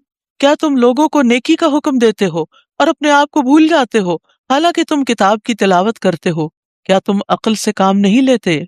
और सब्र और नमाज से मदद लो, बेशक वो बहुत भारी है, मगर उन लोगों पर नहीं जो अल्लाह के लिए आजिज़ी करने वाले हैं। ये नुस्खा बता दिया गया मुश्किलात से निकलने का, दुआ के साथ साथ सब्र और नमाज। नबी सल्लल्लाहु अलैहि वसल्लम को जब कोई परेशानी होती, फौरन नमाज की तरफ लपकते थे। हमें कोई परेशानी होती है तो हम क्या करते हैं, फौरन फोन की तरफ लपकते हैं कि किसी को अपना माजरा सुना दें, किसी से बात करके अपना कतारसिस कर लें। तो हमने आज से क्या आदत बनानी है, कोई तकलीफ दे बात, कोई बीमारी हो, कोई परेशानी, कोई गम हो, दुख हो, अपनी जान की तरफ से, औलाद की तरफ से, माल की तरफ से, लोगों की तरफ से, कहीं से भी फौरन अल्लाह की तरफ रुजू करना है। नमाज और सब्र मुंह बंद रखना है, अपने आप को अल्लाह की इताअत पर जमा कर रखना है। लेकिन ये काम कौन कर सकते हैं? वही जिनके अंदर खुशू हो, आजिज़ी हो, वो जो यकीन रखते हैं कि वो अपने रब से मुलाकात करने वाले हैं आखिरत में, और बेशक वो उसी की तरफ लौट कर जाने वाले हैं। फिर दोबारा खिताब है, ऐ बनी इसराइल, मेरी उस नेमत को याद करो जो मैंने तुम पर इनाम की थी, और ये कि बिलाशुबा मैंने तुम्हें तमाम जहानों पर फजीलत बख्शी थी, اور ڈرو اس دن سے جب کوئی شخص کسی کے کچھ کام بھی نہ آئے گا، اور نہ اس سے کوئی سفارش قبول کی جائے گی، اور نہ اس سے کوئی معاوضہ لیا جائے گا، اور نہ وہ مدد کیے جائیں گے۔ نعمت یاد دلانے کے بعد اب انہیں قیامت کے عذاب سے بھی ڈرایا جا رہا ہے۔ بنی اسرائیل کے فساد کی اصل وجہ یہ تھی کہ وہ اپنے انبیاء، علماء اور بزرگوں پر بڑا ناز کرتے تھے، اور وہ سمجھتے تھے کہ ہم خواہ کتنے ہی گناہ کر لیں، ہمارے بزرگ اور آباء و اجداد ہمیں بخشوا لیں گے، وہ بڑے نیک لوگ تھے۔ یہاں اسی باطل گمان کی تردید کی گئی ہے، ورنہ قیامت کے دن شفاعت تو ہوگی جس کے لیے اللہ تعالیٰ اجازت دے گا، لیکن وہ لوگ جو اللہ کی نافرمانیوں پر ہٹ دھرمی اختیار کیے ہوئے ہوں ان کے لیے شفاعت نہیں ہے۔ آج ہمارے عقائد میں کیا چیز آ گئی ہے کہ جو جی چاہے کرو، حرام خوری کرو، دوسروں کا مال غصب کر لو، دوسروں پر ظلم اور زیادتی کرو، دوسروں کو نیچا دکھاؤ، نماز کا دل چاہتا تو پڑھو، نہیں تو نہ پڑھو، اور اب تو روزے پہ بھی لوگوں نے کمپرومائز کرنا شروع کر دیا ہے، چھوٹے چھوٹے بہانے سامنے لا کر۔ اور اسی طرح زکوٰۃ، بہت سے لوگوں کو پتہ ہی نہیں کہ زکوٰۃ دی بھی جاتی ہے اور کیسے دی جاتی ہے، یہ تو پھر دور کی بات ہے۔ ان ساری چیزوں سے غفلت کی اصل وجہ کیا ہے؟ کہ ہاں کوئی ہوگا جو ہمیں چھڑا لے گا، وہ ہم ہیں نا نبی صلی اللہ علیہ وسلم کی امت۔ تو ان عقائد کی اصلاح کی بھی ضرورت ہے کہ قرآن اس کے بارے میں کیا کہتا ہے۔ یعنی نبی صلی اللہ علیہ وسلم کی شفاعت ہوگی، لیکن وہ شفاعت جہنم سے نکلوانے کے لیے ہوگی۔ اب آپ خود سوچئے کہ جہنم میں جانا کیا آسان ہے؟ اس سے پہلے کہ انسان کو جہنم کی آگ چھوئے، اسی دنیا کے اندر اپنے گناہوں کی معافی مانگ لینی چاہیے اور ان سے توبہ کر لینی چاہیے۔ وَإِذْ نَجَّيْنَاكُمْ مِنْ آلِ فِرْعَوْنَ، اور یاد کرو جب ہم نے تمہیں آل فرعون سے نجات دی، وہ تمہیں سخت عذاب دیتے تھے، وہ تمہارے بیٹوں کو ذبح کر ڈالتے اور تمہاری عورتوں کو زندہ چھوڑ دیتے تھے، اور اس میں تمہارے رب کی طرف سے بہت بڑی آزمائش تھی۔ اور جب ہم نے تمہارے لیے سمندر کو پھاڑ دیا، پھر ہم نے تمہیں نجات دی اور آل فرعون کو غرق کر دیا جبکہ تم دیکھ رہے تھے۔ اور ہم نے موسیٰ سے 40 راتوں کا وعدہ لیا، پھر اس کے جانے کے بعد تم نے بچڑے کو معبود بنا لیا اور تم ظلم کر رہے تھے، پھر اس کے بعد بھی ہم نے تمہیں معاف کر دیا تاکہ تم شکر ادا کرو۔ اور جب ہم نے موسیٰ کو کتاب اور فرقان عطا کیا تاکہ تم ہدایت پا سکو، اور جب موسیٰ نے اپنی قوم سے کہا اے میری قوم، بے شک تم نے بچڑے کو معبود بنا کر اپنی جانوں پر ظلم کیا ہے، لہٰذا تم اپنے پیدا کرنے والے کے حضور توبہ کرو اور اپنے مجرموں کو قتل کر ڈالو، یہ تمہارے لیے تمہارے پیدا کرنے والے کے نزدیک زیادہ بہتر ہے، پھر وہ تم پر مہربان ہو گیا، بے شک وہ توبہ قبول کرنے والا بہت رحم فرمانے والا ہے۔ یاد رکھیے، بعض گناہوں کی معافی سزا کے بعد ہی ہوتی ہے، جیسے یہاں بنی اسرائیل کو معاف تو کر دیا گیا لیکن ان کو سزا بھی دی گئی۔ اور جب تم نے کہا اے موسیٰ، جب تک اللہ کو سامنے نہ دیکھ لیں ہرگز تمہارا یقین نہ کریں گے، تو تمہیں بجلی کی کڑک نے آ پکڑا اور تم دیکھ رہے تھے، پھر ہم نے تمہاری موت کے بعد تمہیں زندہ کر اٹھایا تاکہ تم شکر ادا کرو، اور ہم نے تم پر بادلوں کا سایہ کیا اور تم پر من و سلوہ اتارا، کھاؤ ان پاکیزہ چیزوں میں سے جو ہم نے تمہیں عطا کی ہیں، اور انہوں نے ہم پر ظلم نہیں کیا بلکہ وہ اپنی ہی جانوں پر ظلم کر رہے تھے۔ یاد رکھیے، گناہ کر کے انسان اپنے اوپر ظلم کرتا ہے، اللہ سبحانہ وتعالیٰ کا کچھ بھی نقصان نہیں ہوتا، اسے کوئی فرق نہیں پڑتا کہ کوئی اس کی عبادت کرے یا اس کی نافرمانی کرے، فرق ہم ہی کو پڑتا ہے۔ لہٰذا اپنے فائدے کی خاطر اللہ کے بن جائیں، اللہ کے عبادت گزار فرما بردار بندے بن جائیں۔ اور جب ہم نے کہا کہ اس بستی میں داخل ہو جاؤ اور اس میں جہاں سے چاہو خوب کھاؤ اور دروازے سے سجدہ کرتے ہوئے داخل ہونا، اور حتتن یعنی بخشش فرما دے یا بخش دے کہتے جانا، تو ہم تمہاری خطائیں معاف کر دیں گے اور ہم نیکی کرنے والوں کو اور زیادہ دیں گے۔ موسیٰ علیہ السلام کے بعد جب یوشع بن نون نے بیت المقدس فتح کر لیا تو بنی اسرائیل کو حکم دیا گیا کہ وہ اب فاتح کی حیثیت سے تکبر کرتے ہوئے نہیں جائیں، بلکہ سر جھکا کر سجدہ کرتے ہوئے اللہ کے حضور اور شکر ادا کرتے ہوئے اس بستی میں داخل ہوں کہ اللہ نے سال ہا سال کے بعد انہیں ان کا وطن واپس لوٹا دیا ہے۔ لیکن انہوں نے کیا کیا؟ انہوں نے مستی کی، جو اللہ تعالیٰ نے فرمایا وہ نہیں کیا، جو ان کے دلوں نے کہا وہ کیا۔ ہتتن کی بجائے انہیں کہا گیا تھا ہتتن کہو، انہوں نے ہنتتن کہا کہ ہمیں گندم چاہیے۔ کوئی بھی شخص اللہ کے کلام، اللہ کے دین کا مذاق کب اڑاتا ہے؟ جب اس کو کوئی اہمیت نہیں دیتا۔ یہ کوئی معمولی بات نہیں تھی۔ آج آپ دیکھیں، افسوس کے ساتھ کہنا پڑتا ہے کہ مسلمانوں کے اندر ایسے لوگ ہیں جو آیات الہی کا معنی بدل دیتے ہیں اور جو اس کا مذاق بھی اڑاتے ہیں اور اس کے لطیفے بھی مناتے ہیں۔ یہ کسی مسلمان کے شایان نشان نہیں ہو سکتا۔ وبدل الذین ظلموا قولا غیر الذی قیل لهم، پھر جن لوگوں نے ظلم کیا انہوں نے اس بات کو جو انہیں کہی گئی تھی بدل کر کچھ اور کر دیا، تو ہم نے ان لوگوں پر جنہوں نے ظلم کیا تھا آسمان سے عذاب نازل کیا کیونکہ وہ نافرمانی کرتے تھے، پھر اللہ نے بھی ان کو نہیں چھوڑا، اللہ کی پکڑ آ گئی ان پر۔ وَإِذِ اسْتَسْقَىٰ مُوسَىٰ لِقَوْمِهِ، اور جب موسیٰ نے اپنی قوم کے لیے پانی مانگا تو ہم نے کہا اپنا عصا پتھر پر مارو، تو اس سے 12 چشمے پھوٹ نکلے، سب لوگوں نے اپنا اپنا گھاٹ معلوم کر لیا، اللہ کے رزق میں سے کھاؤ اور پیو اور زمین میں مفسد بن کر نہ پھرو۔ تو اللہ تعالیٰ نے صحرائے تیہ میں جب وہ مصر سے نکل کر دریائے نیل پار کر، جب دریا پار کر کے سمندر پار کر کے دوسرے علاقے میں آئے تو وہاں پر انہوں نے بچڑے کی پوجا شروع کر دی، تو انہیں پھر ایک کہا جاتا ہے کہ 40 سال تک اسی صحرا میں چھوڑ دیا گیا، اور یہاں ان کے لیے نہ پانی کا انتظام تھا، نہ کھانے کا انتظام تھا، اور نہ گھر تھے، اور نہ سایہ تھا، تو اللہ سبحانہ وتعالیٰ نے ساری نعمتیں ان کو یہاں عطا کی اور ان کی تربیت کی صحرا میں رکھ کر۔ اور جب تم نے کہا اے موسیٰ ہم ایک ہی کھانے پر ہرگز صبر نہیں کر سکتے، لہٰذا ہمارے لیے اپنے رب سے دعا کرو کہ جو کچھ زمین اپنی ترکاری، ککڑی، گندم، مسور اور پیاز میں سے اگاتی ہے وہ ہمارے لیے نکالے۔ اس نے کہا کیا تم بہتر چیز چھوڑ کر اس کے بدلے کمتر چیز لینا چاہتے ہو؟ کسی شہر میں چلے جاؤ تو جو تم نے مانگا ہے وہ تمہارے لیے موجود ہوگا۔ اور ان پر ذلت اور محتاجی دے ماری گئی اور وہ اللہ کے غضب کے ساتھ پلٹے۔ یہ اس وجہ سے ہوا کہ بے شک وہ اللہ کی آیات کا انکار کرتے اور نبیوں کو ناحق قتل کرتے تھے۔ یہ سب اس وجہ سے بھی تھا کہ وہ نافرمانی کرتے اور حد سے بڑھ جاتے تھے۔ یہ تھے وہ لوگ جو اللہ کو مانتے تھے، رسول کو مانتے تھے، لیکن عمل سے خالی تھے۔ آج ان کی مثال سے ہمیں سبق لینا چاہیے۔ جہاں عذاب کی بات ہوئی تو ظاہر ہے کہ سارے بنی اسرائیل ایک جیسے نہیں تھے، ان میں اچھے عمل کرنے والے بھی تھے، تو ان کو خوشخبری بھی سنائی گئی۔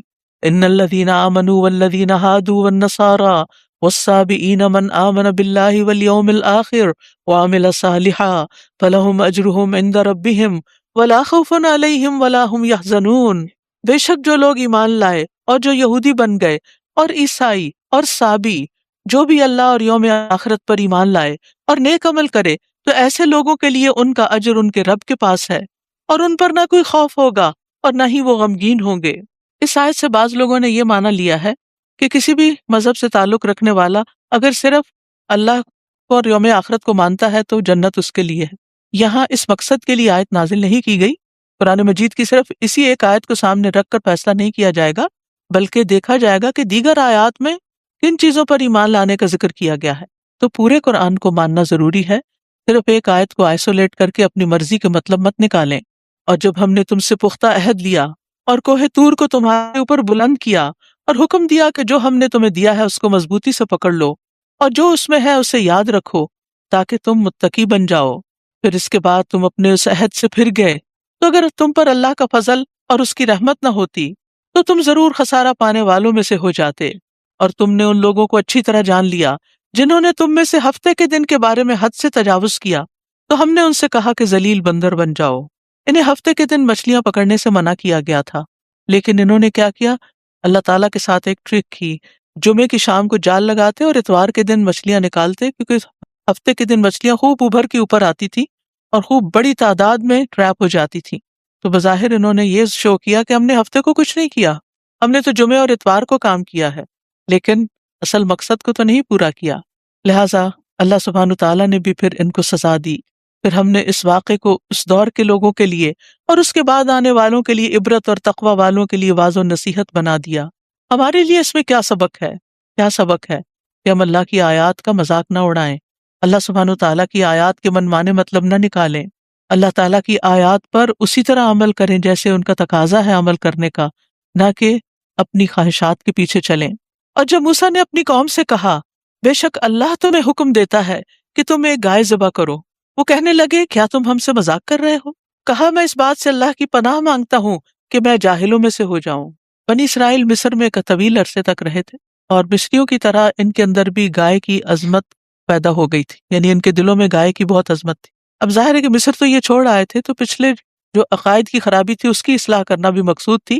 تو موسیٰ علیہ السلام نے ان کو حکم دیا کہ گائے ذبح کریں تاکہ ان کے دل سے اس گائے کی جو عظمت ہے یا جو گائے کو پوجنے کی جو بات ہے، جیسے انہوں نے صحرائے طی میں بچڑے کو معبود بنا لیا تھا، تو وہ نکل جائے۔ تو انہوں نے کہا کہ ہے گائے کو ذبح کرے، یہ تو بڑی عجیب بات ہے، لگتا ہے تم صحیح بات نہیں کر رہے، مذاق کر رہے ہو۔ موسیٰ علیہ السلام نے کہا پیغمبر ایسے مذاق نہیں کیا کرتے، پیغمبر لوگوں کو صحیح صاف ستھری بات بتاتے ہیں۔ تو انہوں نے کہا کہ میں اس بات سے اللہ کی پناہ مانگتا ہوں کہ میں جاہلوں میں سے ہو جاؤں اور میں تم سے کوئی ایسی بات کہوں۔ انہوں نے کہا اے موسیٰ اپنے رب سے ہمارے لیے دعا کرو کہ وہ ہمارے لیے واضح کر دے کہ وہ گائے کس طرح کی ہو، بجائے اس کے کہ خود دعا کرتے۔ موسیٰ سے کہا علیہ السلام موسیٰ علیہ السلام سے کہا کہ تم دعا کرو۔ آج ہمارا حال کیا ہے؟ ہم خود کچھ نہیں کرتے اور صرف کچھ مخصوص لوگوں کو دعائیں کرنے کے لیے چن لیتے ہیں کہ جب کوئی مسئلہ ہو تو بس یہ ہمارے لیے دعا کر دیں اور ہم دنیا میں لگے رہیں۔ ہم میں سے ہر شخص کا اپنا پرسنل تعلق ہونا چاہیے اللہ تعالیٰ سے، اور دعا جو ہے وہ بندے اور رب کے بیچ میں ایک بہت کلوز ریلیشن شپ کو ظاہر کرتی ہے۔ انسان کو جب کوئی ضرورت پیش آتی ہے تو وہ کس کے بارے میں سوچتا ہے؟ اس کے بارے میں جو اس کی ضرورت پوری کر دے گا۔ تو بحیثیت ایک مومن کے ہمیں سب سے پہلا خیال کس کے بارے میں آنا چاہیے؟ اس سے ہم اپنے ایمان کا جائزہ لے سکتے ہیں کہ ہمارا ایمان کس درجے کا ہے، کس درجے کا ہے۔ اگر تکلیف کے وقت سب سے پہلے اللہ یاد آتا ہے، ہائے امی ہائے ابا نہیں کہتے بلکہ یا اللہ کہتے ہیں، تو اس کا مطلب ہے کہ اللہ سبحانہ تعالیٰ سے ہم سب سے بڑھ کر محبت کرتے ہیں۔ والذین آمنوا اشد حبا للہ۔ لیکن اگر اس وقت ہم کبھی کسی کے بارے میں سوچتے ہیں کہ فلاں مدد کرے گا، فلاں کام آئے گا، یہ سب ٹھیک ہے، یہ اسباب ہے اور اللہ ہی پیدا کرتا ہے اور اللہ ہی دل میں ڈالتا ہے، لیکن پہلا خیال اور پہلا رجوع اللہ ہی کی طرف ہونا چاہیے۔ یہ اللہ پر ایمان لانے کا تقاضا ہے۔ انہوں نے کہا تم اپنے رب سے ہمارے لیے دعا کرو کہ وہ ہمارے لیے واضح کر دے کہ اس کا رنگ کیسا ہو۔ اب یہ بار بار سوال کیوں کر رہے تھے؟ کیونکہ اصل میں تو کرنا نہیں چاہتے تھے، سوچ رہے تھے کہ شاید اس طرح یہ معاملہ ٹل ہی جائے۔ موسیٰ نے کہا بے شک وہ فرماتا ہے کہ وہ گائے ایسے گہرے زرد رنگ کی ہو جو دیکھنے والوں کو خوش کر دے۔ انہوں نے کہا اپنے رب سے ہمارے لیے دعا کرو کہ وہ ہمارے لیے واضح کر دے کہ وہ کس طرح کی ہو، کیونکہ گائیں ہمیں ایک دوسرے سے مشابہ معلوم ہوتی ہیں، اور اگر اللہ نے چاہا تو ہم ضرور راہ پانے والے ہیں۔ کہا وہ فرماتا ہے کہ وہ گائے نہ کام کرنے والی ہو کہ زمین میں ہل جوتتی ہو اور نہ کھیتی کو پانی پلاتی ہو، صحیح سلامت ہو، اس میں کوئی داغ نہ ہو۔ کہنے لگے اب تم ٹھیک بات لائے ہو، بس انہوں نے اسے ذبح کیا اور لگتا نہ تھا کہ وہ ایسا کریں گے۔ بار بار سوال کر کے کام کو اپنے لیے مشکل بنا لیا، اور بڑی مشکل سے پھر وہ گائے انہیں ملی بھاری قیمت دے کر۔ تو اسے پتہ چلتا ہے کہ اللہ تعالیٰ کے احکامات میں بہت زیادہ بال کی کھال نہیں اتارنی چاہیے، بہت زیادہ سوال نہیں کرنے چاہیے۔ حدیث میں آتا ہے ہلاک المتنطعون، بال کی کھال اتارنے والے ہلاک ہو گئے، کیونکہ جتنے زیادہ ہم سوال کرتے ہیں اتنا ہی پھر کام مشکل ہوتا چلا جاتا ہے۔ مثلا کوئی مہمان آپ کے پاس آیا تو آپ اس کے لیے جو آپ کے گھر میں میسر ہے لا کے رکھ دیتے ہیں، اور اگر آپ اس سے پوچھتے ٹھنڈا پئیں گے یا گرم، تو ہو سکتا ہے کہ ٹھنڈا ہو ہی نہ گھر میں، کوئی جوس ڈرنک وغیرہ نہیں رکھا ہوا، اگر اس نے کہہ دیا ٹھنڈا تو پھر کیا کریں گے؟ مشکل پڑ گئی نا، پھر آپ کسی کو بھیجیں گے منگوانے کے لیے، میٹھا پئیں گے یا نمکین، یا اسی طرح طرح کے سوال کیا کرتے ہیں، چیز کو کام کو مشکل کر دیتے ہیں۔ لہٰذا اللہ سبحانہ وتعالیٰ کے احکامات پر بھی ہمیں بہت سوال جواب نہیں کرنے چاہیے، سیدھے سیدھے صاف احکامات پر عمل کرتے جانا چاہیے، اطاعت کا جذبہ ہمارے اندر ہونا چاہیے۔ اب ہوا یہ کہ اسی دوران وہاں ایک شخص کو کسی نے قتل کر دیا اور معاملہ بہت مشتبہ ہو گیا، پتہ نہیں چل رہا تھا کہ قاتل کون ہے۔ بنی اسرائیل گائے کو ذبح کرتے ہوئے ڈر رہے تھے کہ کہیں ایسا نہ ہو کہ گائے ذبح کرنے سے، کیونکہ تقدس تھا نا ان کے دلوں میں اس کی عظمت اور بیٹھی ہوئی تھی، تو سمجھتے تھے گائے ذبح کی تو ہم پہ شامت آ جائے گی۔ جیسے جو لوگ مثلاً ایسے رسم و رواج کے پابند ہوتے ہیں، جیسے 11ویں ضرور دینی ہے ورنہ بھینس مر جائے گی، گاؤں وغیرہ میں لوگوں کے اندر اس طرح کے عقائد پائے جاتے ہیں، تو اور وہ سمجھتے ہیں کہ اگر ہم نے اپنی یہ غلط منت نہیں مانی تو بس پھر ہمارا کوئی نقصان ہو جائے گا۔ ان کے دل میں بھی کچھ ایسا ہی خوف تھا، حالانکہ ایسی کوئی بات نہیں تھی۔ اللہ سبحانہ تعالیٰ نے ایک نشانی پیدا کر دی کہ گائے کا ذبح کرنا جو تھا وہ ایک فائدے کی چیز تھی، اور وہ کیا؟ اور جب تم نے ایک شخص کو قتل کر ڈالا پھر تم اس کے بارے میں باہم جھگڑنے لگے، اور جو کچھ تم چھپا رہے تھے اللہ اسے ظاہر کرنے والا تھا۔ پھر ہم نے کہا اس مقتول کو اس گائے کے بعض حصے سے ضرب لگاؤ، اسی طرح اللہ مردوں کو زندہ کرتا ہے اور وہ تمہیں اپنی نشانیاں دکھاتا ہے تاکہ تم عقل سے کام لو۔ تو کیا ہوا کہ گائے ذبح کرنے سے نقصان کی بجائے فائدہ ہو گیا، اور وہ مقتول جس کے قاتل کا پتہ نہیں چل رہا تھا وہ زندہ ہو کے اٹھ بیٹھا اور بولا کہ مجھے فلاں نے قتل کیا ہے۔ اور اس طرح ایک اور چیز بھی ان کے دلوں میں مزید مضبوط ہو گئی، اور وہ کیا تھی کہ ان کا آخرت پر یقین مضبوط نہیں تھا کہ کس طرح اللہ تعالیٰ دوبارہ زندہ کرے گا، وہ شکوک و شبہات کا شکار ہو گئے تھے۔ تو اللہ تعالیٰ نے یہ چیز بھی ان پہ واضح کر دی کہ جس طرح اللہ تعالیٰ نے اس طریقے سے ایک مردہ انسان کو، مقتول انسان کو زندہ کر دکھایا، قیامت کے دن بھی اسی طرح اللہ تعالیٰ مرنے کے بعد تم سب کو دوبارہ زندہ کرے گا، پھر تمہارا حساب کتاب لے گا۔ پھر اس کے بعد تمہارے دل سخت ہو گئے، کیونکہ جو سیکھنا چاہیے تھا اس سے وہ نہیں سیکھا۔ اس میں بہت ڈرنے کی بات ہے۔ قرآن پڑھنے کے بعد جو سیکھنے کی بات ہوتی ہے، اگر انسان نہیں سیکھتا تو علم آنے کے بعد دل اور سخت ہو جاتا ہے، بے حس ہو جاتا ہے، پھر رونا بھی نہیں آتا، پھر اللہ کی طرف رجوع بھی نہیں ہوتا۔ تو دلوں کی سختی سے پناہ مانگنی چاہیے۔ پھر اس کے بعد تمہارے دل سخت ہو گئے، گویا وہ پتھروں کی طرح ہیں یا ان سے بھی زیادہ سخت، اور بے شک کچھ پتھر ایسے ہیں کہ ان سے نہریں پھوٹ نکلتی ہیں، اور ان میں سے کچھ ایسے ہیں جو پھٹ جاتے ہیں تو ان میں سے پانی نکل آتا ہے، اور بلا شبہ ان میں سے کچھ ایسے بھی ہیں جو اللہ کے خوف سے گر پڑتے ہیں، اور جو بھی عمل تم کرتے ہو اللہ اس سے غافل نہیں ہے، اللہ اس سے ہرگز غافل نہیں ہے۔ افتطمعون ان یؤمنوا لکم وقد کان فریق منہم یسمعون کلام اللہ ثم یحرفونہ من بعد ما عقلوہ وہم یعلمون، کیا بھلا تم امید رکھتے ہو کہ یہ تمہاری بات مان لیں گے؟ حالانکہ یقیناً ان میں سے ایک گروہ کے لوگ اللہ کا کلام سنتے ہیں، پھر اس کو سمجھ لینے کے بعد یہ اس میں تحریف کر دیتے ہیں، حالانکہ یہ جانتے ہیں۔ تحریف کہتے ہیں تبدیلی کر دیتے ہیں، یعنی ان کے علماء کا حال کیا ہے کہ وہ اللہ کے کلام کو ہی بدل دیتے ہیں، اور جب یہ ان لوگوں سے ملتے ہیں جو ایمان لائے تو کہتے ہیں ہم بھی ایمان لے آئے ہیں، اور جب یہ ایک دوسرے کے ساتھ تنہائی میں ہوتے ہیں تو کہتے ہیں کیا تم ان مسلمانوں کو وہ باتیں بتا رہے ہو جو اللہ نے تم پر کھولی ہیں تاکہ وہ تم سے اس بارے میں تمہارے رب کے ہاں جھگڑا کریں؟ پھر کیا تم عقل سے کام نہیں لیتے؟ اولا یعلمون ان اللہ یعلم ما یسرون وما یعلنون، کیا یہ جانتے نہیں کہ بے شک اللہ جانتا ہے جو کچھ یہ چھپاتے ہیں اور جو یہ ظاہر کرتے ہیں؟ اللہ کو سب پتا ہوتا ہے جو ہمارے دلوں کا حال ہوتا ہے اور جو ہماری زبانوں پر ہوتا ہے، جو ہمارے ظاہری اعمال ہوتے ہیں اور جو ہمارے باطنی قلب کے اعمال ہوتے ہیں، وہ سب اس کے سامنے ہیں۔ وَمِنْهُمْ أُمِّيُّونَ لَا يَعْلَمُونَ الْكِتَابَ، اور ان میں سے کچھ ان پڑھ ایسے ہیں جو کتاب کا علم نہیں رکھتے۔ اللہ کے ہاں ان پڑھ کون ہے، لا علم کون ہے، جاہل کون ہے؟ جو کتاب کا علم نہیں رکھتا، اور کتاب سے مراد اللہ کی کتاب، دنیا والوں کی لکھی ہوئی کتابیں نہیں۔ اور ان میں سے کچھ ان پڑھ ایسے ہیں جو کتاب کا علم نہیں رکھتے۔ تو بحیثیت مسلمان ہم میں سے ہر ایک کو یہ علم ہونا چاہیے۔ کس چیز کا علم؟ قرآن کا علم، کتاب کا علم۔ اور ان میں سے کچھ ان پڑھ ایسے ہیں جو کتاب کا علم نہیں رکھتے سوائے جھوٹی آرزوؤں کے، اور یہ صرف گمان سے کام لیتے ہیں۔ یعنی ایک وہ عقیدہ ہے جو اللہ نے اتارا ہے کہ کن کن چیزوں پر ایمان لانا اور کن باتوں پر عمل کرنا ضروری ہے، اور اس کے پیرالل انہوں نے اپنا ایک الگ دین بنا رکھا ہے جو ان کی خواہشات پر مبنی ہے، جو ان کے اپنے خیالات پر مبنی ہے، جس کی کوئی حقیقت نہیں ہے۔ تو ہلاکت ہے ان لوگوں کے لیے جو اپنے ہاتھوں سے کتاب لکھتے ہیں، پھر کہتے ہیں یہ اللہ کی طرف سے ہے۔ یہ ان کے علماء کا حال تھا، تاکہ اس کے بدلے معمولی قیمت حاصل کر لیں۔ بس ہلاکت ہے ان کے لیے اس چیز کی وجہ سے جو ان کے ہاتھوں نے لکھی، اور ہلاکت ہے ان کے لیے اس چیز کی وجہ سے جو وہ کما رہے ہیں۔ اور وہ کہتے ہیں ہمیں گنتی کے چند دن کے سوا دوزخ کی آگ ہرگز نہ چھوئے گی۔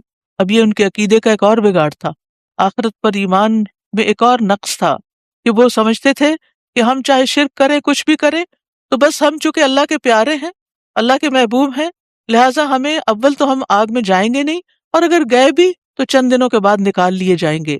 کہہ دیجئے کیا تم نے اللہ سے کوئی عہد لے رکھا ہے؟ تو اللہ اپنے عہد کی کبھی خلاف ورزی نہ کرے گا، یا تم اللہ کے بارے میں وہ بات کہتے ہو جس کا تم خود بھی علم نہیں رکھتے۔ بلا من کسب سیئۃ واحاطت بہ خطیئتہ فاولئک اصحاب النار ہم فیہا خالدون، ہاں جس نے کوئی برائی کمائی اور اس کے گناہ نے اسے گھیر لیا تو یہی لوگ آگ والے ہیں، یہ اس میں ہمیشہ رہیں گے۔ اور جو لوگ ایمان لائے اور انہوں نے نیک عمل کیے وہی جنت والے ہیں، وہ اس میں ہمیشہ رہیں گے۔ اب آئندہ اس آیت میں بنی اسرائیل سے کیے ہوئے ایک پختہ وعدے کا ذکر ہے، بنی اسرائیل کے اپنے رب سے کیے ہوئے۔ وَإِذْ أَخَذْنَا مِيثَاقَ بَنِي إِسْرَائِيلَ لَا تَعْبُدُونَ إِلَّا اللَّهَ وبالوالدین احسانا وذی القربى والیتامى والمساکین وقولوا للناس حسنا وَأَقِيمُوا الصَّلَاةَ وَآتُوا الزَّكَاةَ ثُمَّ تَوَلَّيْتُمْ إِلَّا قَلِيلًا مِّنكُمْ وَأَنتُم مُعْرِضُونَ۔ اور جب ہم نے بنی اسرائیل سے پختہ عہد لیا کہ تم اللہ کے سوا کسی کی عبادت نہ کرنا، اور ماں باپ، رشتہ داروں، یتیموں اور مسکینوں کے ساتھ حسن سلوک کرنا، اور لوگوں سے اچھی بات کہنا، اور نماز قائم کرنا، اور زکوٰۃ ادا کرنا، تو تھوڑے لوگوں کے سوا تم سب اس عہد سے پھر گئے، اور تم ہو ہی اعراض کرنے والے، منہ موڑنے والے۔ آج ہمارا حال کیا ہے؟ کیا ہمیں ان باتوں کا حکم نہیں دیا گیا کہ صرف ایک اللہ کی عبادت کریں، والدین کے ساتھ حسن سلوک کریں، رشتہ داروں سے اچھا سلوک کریں، یتیموں کے سر پہ ہاتھ رکھیں، مسکینوں کے لیے دوڑ دھوپ کریں، اور لوگوں سے بھلی بات کریں، کیونکہ الکلمۃ الطیبۃ صدقہ۔ لیکن آج ہمارے معاشرے میں کیا حال ہے؟ عقائد کا کیا حال ہے؟ عبادتوں کا کیا حال ہے؟ والدین کے ساتھ کیسا سلوک کیا جا رہا ہے؟ رشتہ داروں کے ساتھ کیسے تعلقات ہیں؟ یتیموں اور مسکینوں کا کتنا خیال ہے؟ اور بات کرتے ہوئے ہمارا انداز کیا ہوتا ہے؟ ہماری باتوں میں کتنی خوبصورتی ہے، اور کتنے طنز، اور کتنی چوٹیں، اور کتنے تلخی؟ تو کیا واقعی ہم بھی اللہ کے احکامات پر عمل کر رہے ہیں؟ یہ تعلیمات، یہ احکامات صرف بنی اسرائیل کے لیے نہیں تھے، ان کی مثال دے کر ہمیں بھی سمجھایا جا رہا ہے یہ سب ہمارے کرنے کے کام ہیں۔ لہٰذا قرآن پڑھ کر اپنا جائزہ لیتے جائیں کہ ہم ان میں سے کہاں کہاں کوتاہی کر رہے ہیں، اور ہم ان چیزوں میں جو ہمارے ویک ایریاز ہیں ان کو نوٹ بھی کریں تاکہ ان پر ہم اچھی طرح عمل کریں۔ فرمایا تھوڑے لوگوں کے سوا تم سب اس عہد سے پھر گئے، اور تم ہو ہی اعراض کرنے والے۔ اور جب ہم نے تم سے پختہ عہد لیا تھا کہ تم اپنے لوگوں کا خون نہ بہانا اور نہ اپنے لوگوں کو اپنے گھروں سے نکالنا، تو تم سب نے اقرار کر لیا تھا، اور تم اس بات کے گواہ ہو۔ یہاں ایک اور عہد کی بات ہو رہی ہے۔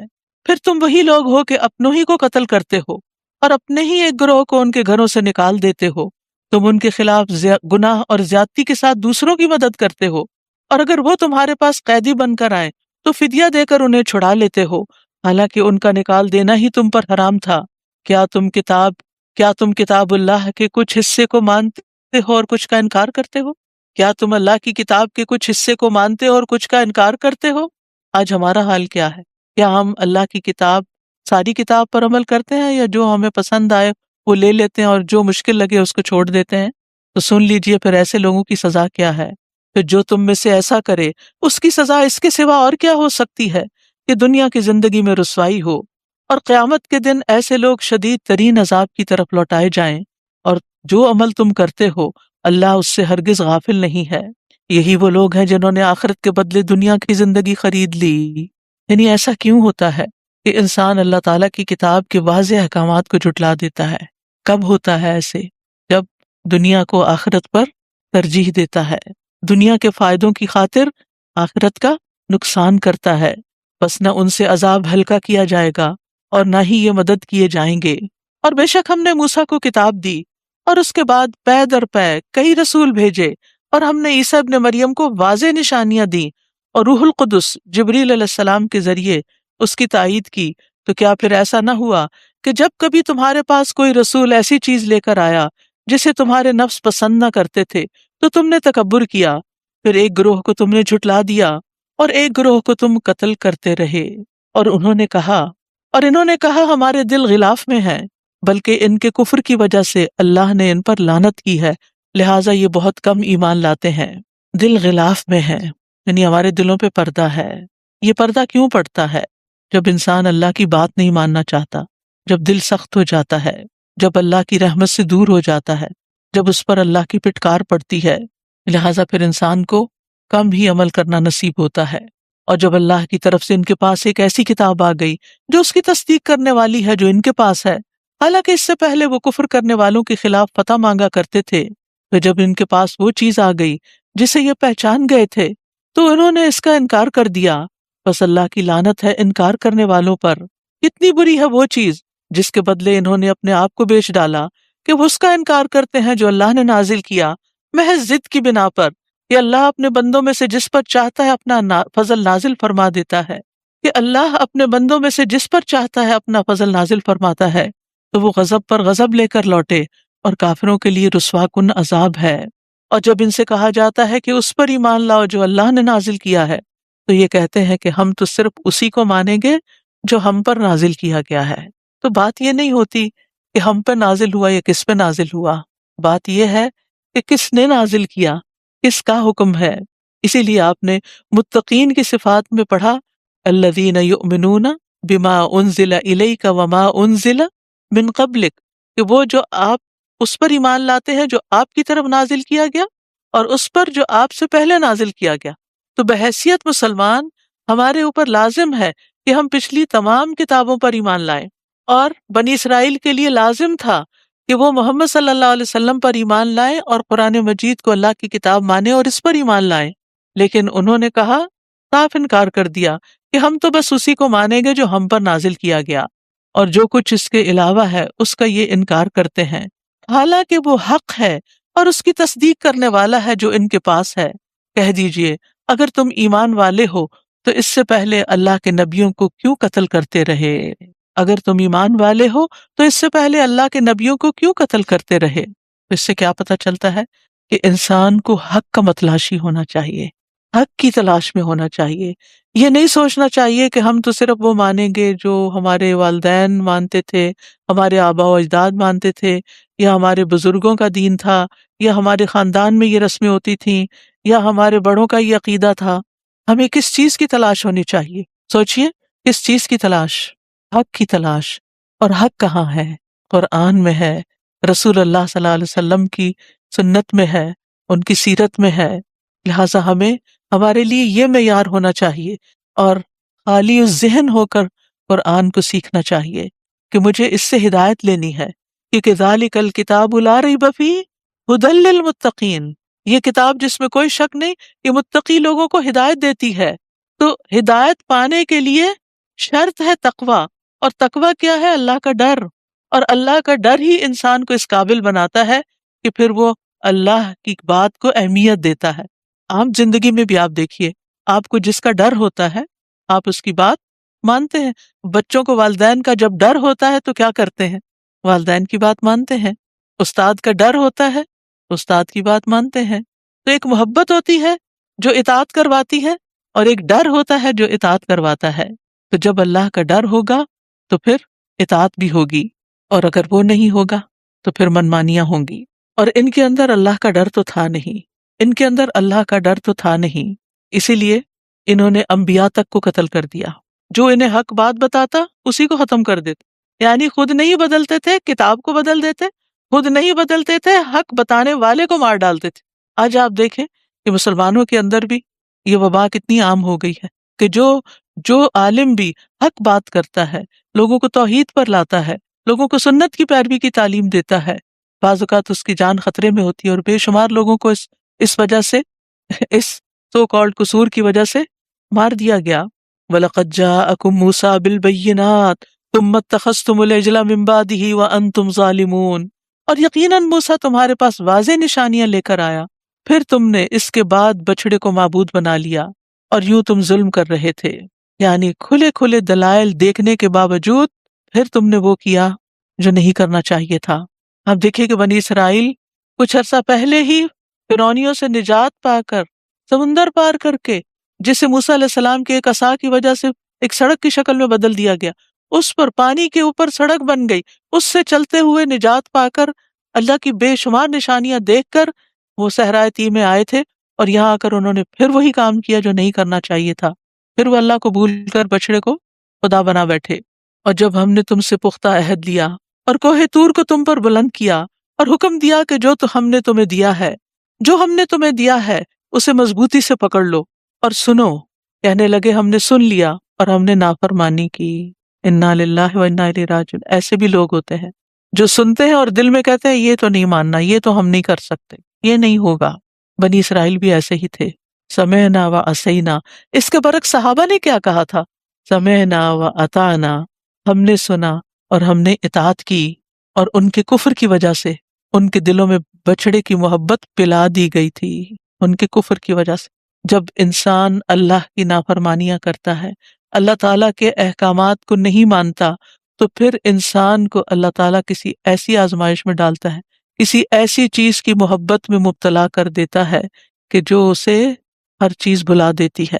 اپنے ہاتھوں سے بنایا ہوا بچڑا، اس کی اتنی شدید محبت کہ اس کی عبادت کرنے لگ گئے، اس کو معبود سمجھ لیا۔ ان کی عقل کو کیا ہو گیا تھا؟ کہہ دیجئے کتنا برا ہے وہ جس کا حکم تمہارا ایمان تمہیں دیتا ہے، کتنا برا ہے وہ جس کا حکم تمہارا ایمان تمہیں دیتا ہے اگر تم مومن ہو۔ یعنی اس کے ساتھ ساتھ تم اپنے آپ کو مومن بھی کہتے ہو، یہ کیسا ایمان ہے؟ تو اس سے یہ پتہ چلتا ہے کہ جب عمل میں خرابی آتی ہے تو وہ ایمان کے بھی منافی ہوتی ہے، یا تو ایمان ہوتا ہی نہیں یا ایمان کمزور ہوتا ہے۔ اس لیے عمل بہتر کرنے کے لیے ایمان کی تقویت کی ضرورت ہے، ایمان کو مضبوط کرنے کی ضرورت ہوتی ہے۔ قل ان كانت لكم الدار الآخرة عند الله خالصة من دون الناس فتمنوا الموت ان كنتم صادقین۔ آپ کہہ دیجئے اگر اللہ کے ہاں آخرت کا گھر تمام لوگوں کو چھوڑ کر خاص تمہارے ہی لیے ہے تو موت کی تمنا کرو اگر تم سچے ہو۔ یہاں آپ دیکھیے ان کے عقیدے کی خرابی تھی نا، تو اسی وجہ سے وہ سمجھتے تھے ہم جو چاہیں کر لیں، ہم اللہ کے پیارے ہیں، جنت ہمارے لیے۔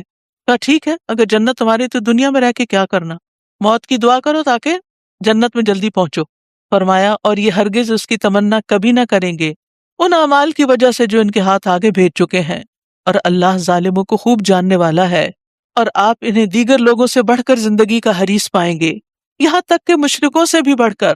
ان میں سے ہر ایک یہی چاہتا ہے کہ کاش وہ 1000 سال عمر دیا جائے، حالانکہ اتنی عمر کا دیا جانا بھی اسے عذاب سے بچانے والا نہیں، اور جو کچھ بھی یہ کرتے ہیں اللہ اسے خوب دیکھنے والا ہے۔ کہہ دیجئے جو کوئی جبرائیل کا دشمن ہے تو بے شک اس نے تو اس قرآن کو اللہ کے حکم سے آپ کے دل پر نازل کیا ہے، جو اس کی تصدیق کرنے والا ہے جو اس سے پہلے ہے، اور ایمان لانے والوں کے لیے سراسر ہدایت اور خوشخبری ہے۔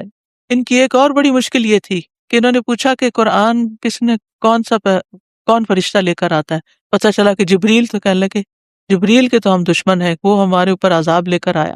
تو اللہ تعالیٰ فرماتے ہیں کہ جبریل نے اپنی مرضی سے یہ سب کچھ نہیں اتارا، یہ تو اللہ کے حکم سے وہ لے کر نازل ہوا ہے۔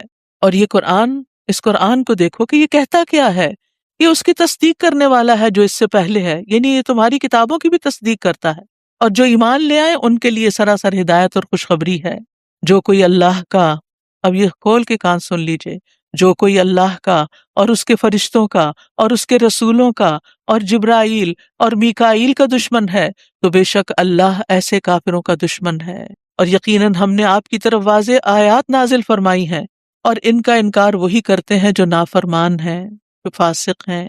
کیا ہمیشہ ایسا نہیں ہوا کہ جب بھی ان لوگوں نے کوئی پختہ عہد کیا تو ان میں سے ایک گروہ نے اس کو اٹھا پھینکا، بلکہ ان کے اکثر لوگ ایمان ہی نہیں لاتے۔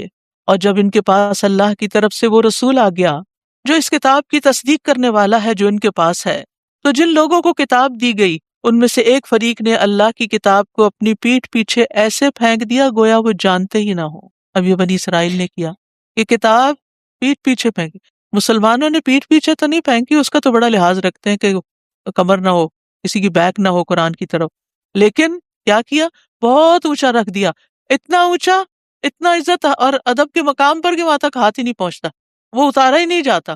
اتنی محبت کی کہ خوبصورت غلافوں میں لپیٹ دیا، اتنی محبت کی کہ خوبصورت طریقے سے لکھ کر اور اس کو پھیلا نہ ہو جائے، کہیں ہاتھ نہیں لگایا۔ اس کو پڑھنا تو درکنار، اس کو سمجھنا تو دور کی بات۔ کیا یہی مسلمانی ہے؟ کیا یہی کتاب کا حق ہے؟ کیا یہی دین ہے؟ ہم سب سوچیں ہمارا قرآن سے کیا تعلق ہے، کتنا تعلق ہے، ہماری اولادوں کا کتنا تعلق ہے۔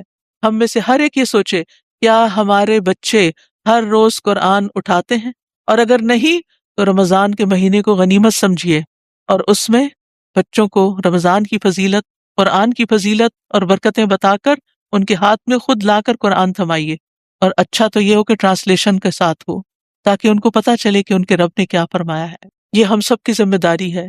اگر آپ اپنے بچوں کو قرآن نہیں دیں گے تو کون دے گا؟ کس کی ذمہ داری سمجھتے ہیں؟ کون آئے گا پھر جو ان کے لیے اس کتاب کو کھولے گا؟ لہٰذا میک شور کہ ہمارے بچے ہر روز قرآن پڑھنے والے ہوں، صرف ہفتے میں 2 دن 3 دن نہیں، جب وہ مسجد یا مدرسہ جاتے ہوں ہر روز پڑھنے والے ہوں، ساری زندگی پڑھنے والے ہوں۔ ہمیں ہر روز کھانے کی ضرورت رہتی ہے، ہمیں ہر روز ریمائنڈرز کی ضرورت ہوتی ہے، ہماری روح کو، ہمارے دل کو روحانی غذا کی ضرورت ہوتی ہے۔ جو ہمیں قرآن ہی سے ملتی ہے۔ یہ قرآن ہمارے لیے شفا ہے، یہ ہماری روح کی غذا تو ہے، ہمارے دلوں کے لیے شفا بھی ہے، ہمارے دلوں کی پریشانیوں، دکھوں اور غموں کا مداوع بھی ہے۔ آج آپ دیکھیں کتنے زیادہ مینٹل ہیلتھ کیسز بڑھتے چلے جا رہے ہیں، کتنے بچے سوئسائڈ کی طرف جاتے ہیں۔ اکثر اب یہ اتنی نارمل سی بات ہوگی، کسی اسکول میں جا کے پوچھ لیں، کسی کلاس میں، بڑی کلاس میں جا کے پوچھ لیں کہ کیا سارے بچوں کی ذہنی صحت ٹھیک ہے؟ آپ بہت سے ایسے ملیں گے کہ جو بچے خود جا کے کہیں گے، اور شاید آپ سے خود بھی آ کے کہیں کہ ہمیں سوئسائڈل تھاٹس آتے ہیں، ہمیں خودکشی کے خیالات ہمارے دل میں آتے ہیں کہ اپنے آپ کو ختم کر دو۔ یہ کس چیز کا نتیجہ ہے؟ یہ کلام اللہ سے دوری کا نتیجہ ہے۔ اس کا علاج صرف قرآن میں ہے۔ آپ تھراپی کروائیں، آپ سوچ بدلیں، لیکن جب تک قرآن اس خلا کو پر نہیں کرے گا، اس روحانی ضرورت کو پورا نہیں کرے گا، اس وقت تک معاملہ حل ہونے والا نہیں۔ تو بنی اسرائیل نے اللہ کی کتاب کو پس پش ڈال دیا، بھلا دیا، گویا کہ وہ ایگزسٹ ہی نہیں کرتی۔ اور کن چیزوں کے پیچھے پڑ گئے یہ بھی ذرا دیکھیے۔ وَاتَّبَعُوا مَا تَتْلُو الشَّيَاطِينُ عَلَى مُلْكِ سُلَيْمَانَ، اور اس کی پیروی کرنے لگے جو سلیمان کی سلطنت میں شیاطین پڑھا کرتے تھے۔ اور سلیمان نے کفر نہیں کیا بلکہ شیطانوں نے ہی کفر کیا تھا۔ وہ لوگوں کو جادو سکھاتے تھے اور وہ اس کے پیچھے لگ گئے جو بابل میں دو فرشتوں ہاروت اور ماروت پر اتارا گیا تھا، اور وہ دونوں کسی کو کچھ نہیں سکھاتے تھے جب تک یہ نہ کہہ دیتے کہ ہم تو صرف آزمائش ہیں، بس تم جادو سیکھ کر کفر نہ کرو۔ پھر بھی لوگ ان دونوں سے وہ چیز سیکھتے جس سے مرد اور اس کی بیوی میں جدائی ڈال دیں، شوہر بیوی کے تعلقات خراب کریں، اور وہ اللہ کے حکم کے سوا اس سے کسی کو کچھ بھی نقصان نہیں دے سکتے تھے، اور وہ ایسی چیز سیکھتے تھے جو ان کو نقصان پہنچاتی تھی اور فائدہ نہ دیتی تھی، حالانکہ وہ خوب جانتے تھے کہ جس نے اسے خریدا اس کا آخرت میں کچھ حصہ نہیں، اور یقیناً کتنی بری تھی وہ چیز جس کے بدلے میں انہوں نے اپنی جانوں کو بیچ ڈالا۔ کاش وہ جانتے ہوتے۔ تو بنی اسرائیل کا عام مرض کیا ہو گیا؟ کتاب اللہ کو جب چھوڑا تو پھر علاج کے لیے کس کے پیچھے لگ گئے؟ جادو ٹونے کے۔ آج آپ دیکھیں کہ لوگوں نے، ہم مسلمانوں نے کیا طریقہ اختیار کر لیا ہے۔ کسی بھی کام میں کوئی رکاوٹ آتی ہے، کوئی بھی زندگی میں مشکل آتی ہے، تو پہلا خیال کیا آتا ہے؟ کسی نے کچھ کر دیا ہے، کسی نے کچھ کر دیا۔ ٹھیک ہے، جادو بہت عام ہو گیا ہے، لیکن ہر ایک نے کچھ کر نہیں دیا۔ تو اس لیے ہم سب کو بھی بہت احتیاط کی ضرورت ہے کہ ہم اپنے مسائل کا حل قرآن میں ڈھونڈیں، قرآن کی ہدایت کے ذریعے، نہ کہ صرف اس چیز کو سوچتے رہیں کہ ہم پہ جادو ہو گیا ہے، اور اگر واقعی ہو بھی گیا ہے تو اس کے علاج کے لیے صحیح طریقہ اختیار کریں۔ اس کے لیے الہدا نے ایک کتاب بھی چھاپی ہے، جادو، حقیقت اور علاج۔ یہ آپ کو پڑھنی چاہیے، بک سٹور سے اویلیبل ہے، تاکہ ہم صحیح علاج کریں، صحیح رستے پر جائیں، کیونکہ جادو کے توڑ کے لیے بعض طریقے ایسے ہیں جو انسان کو کفر اور شرک تک پہنچا دیتے ہیں۔ بنی اسرائیل کے آپ دیکھیے خرابی کہ وہ جادو کیوں سیکھتے تھے اور جادو کیوں کرتے تھے؟ تاکہ شوہر بیوی کو الگ کریں۔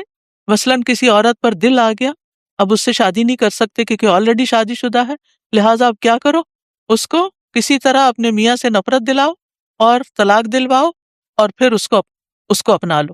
تو اس طرح کی بہت ساری خرابیاں اس معاشرے میں تھی۔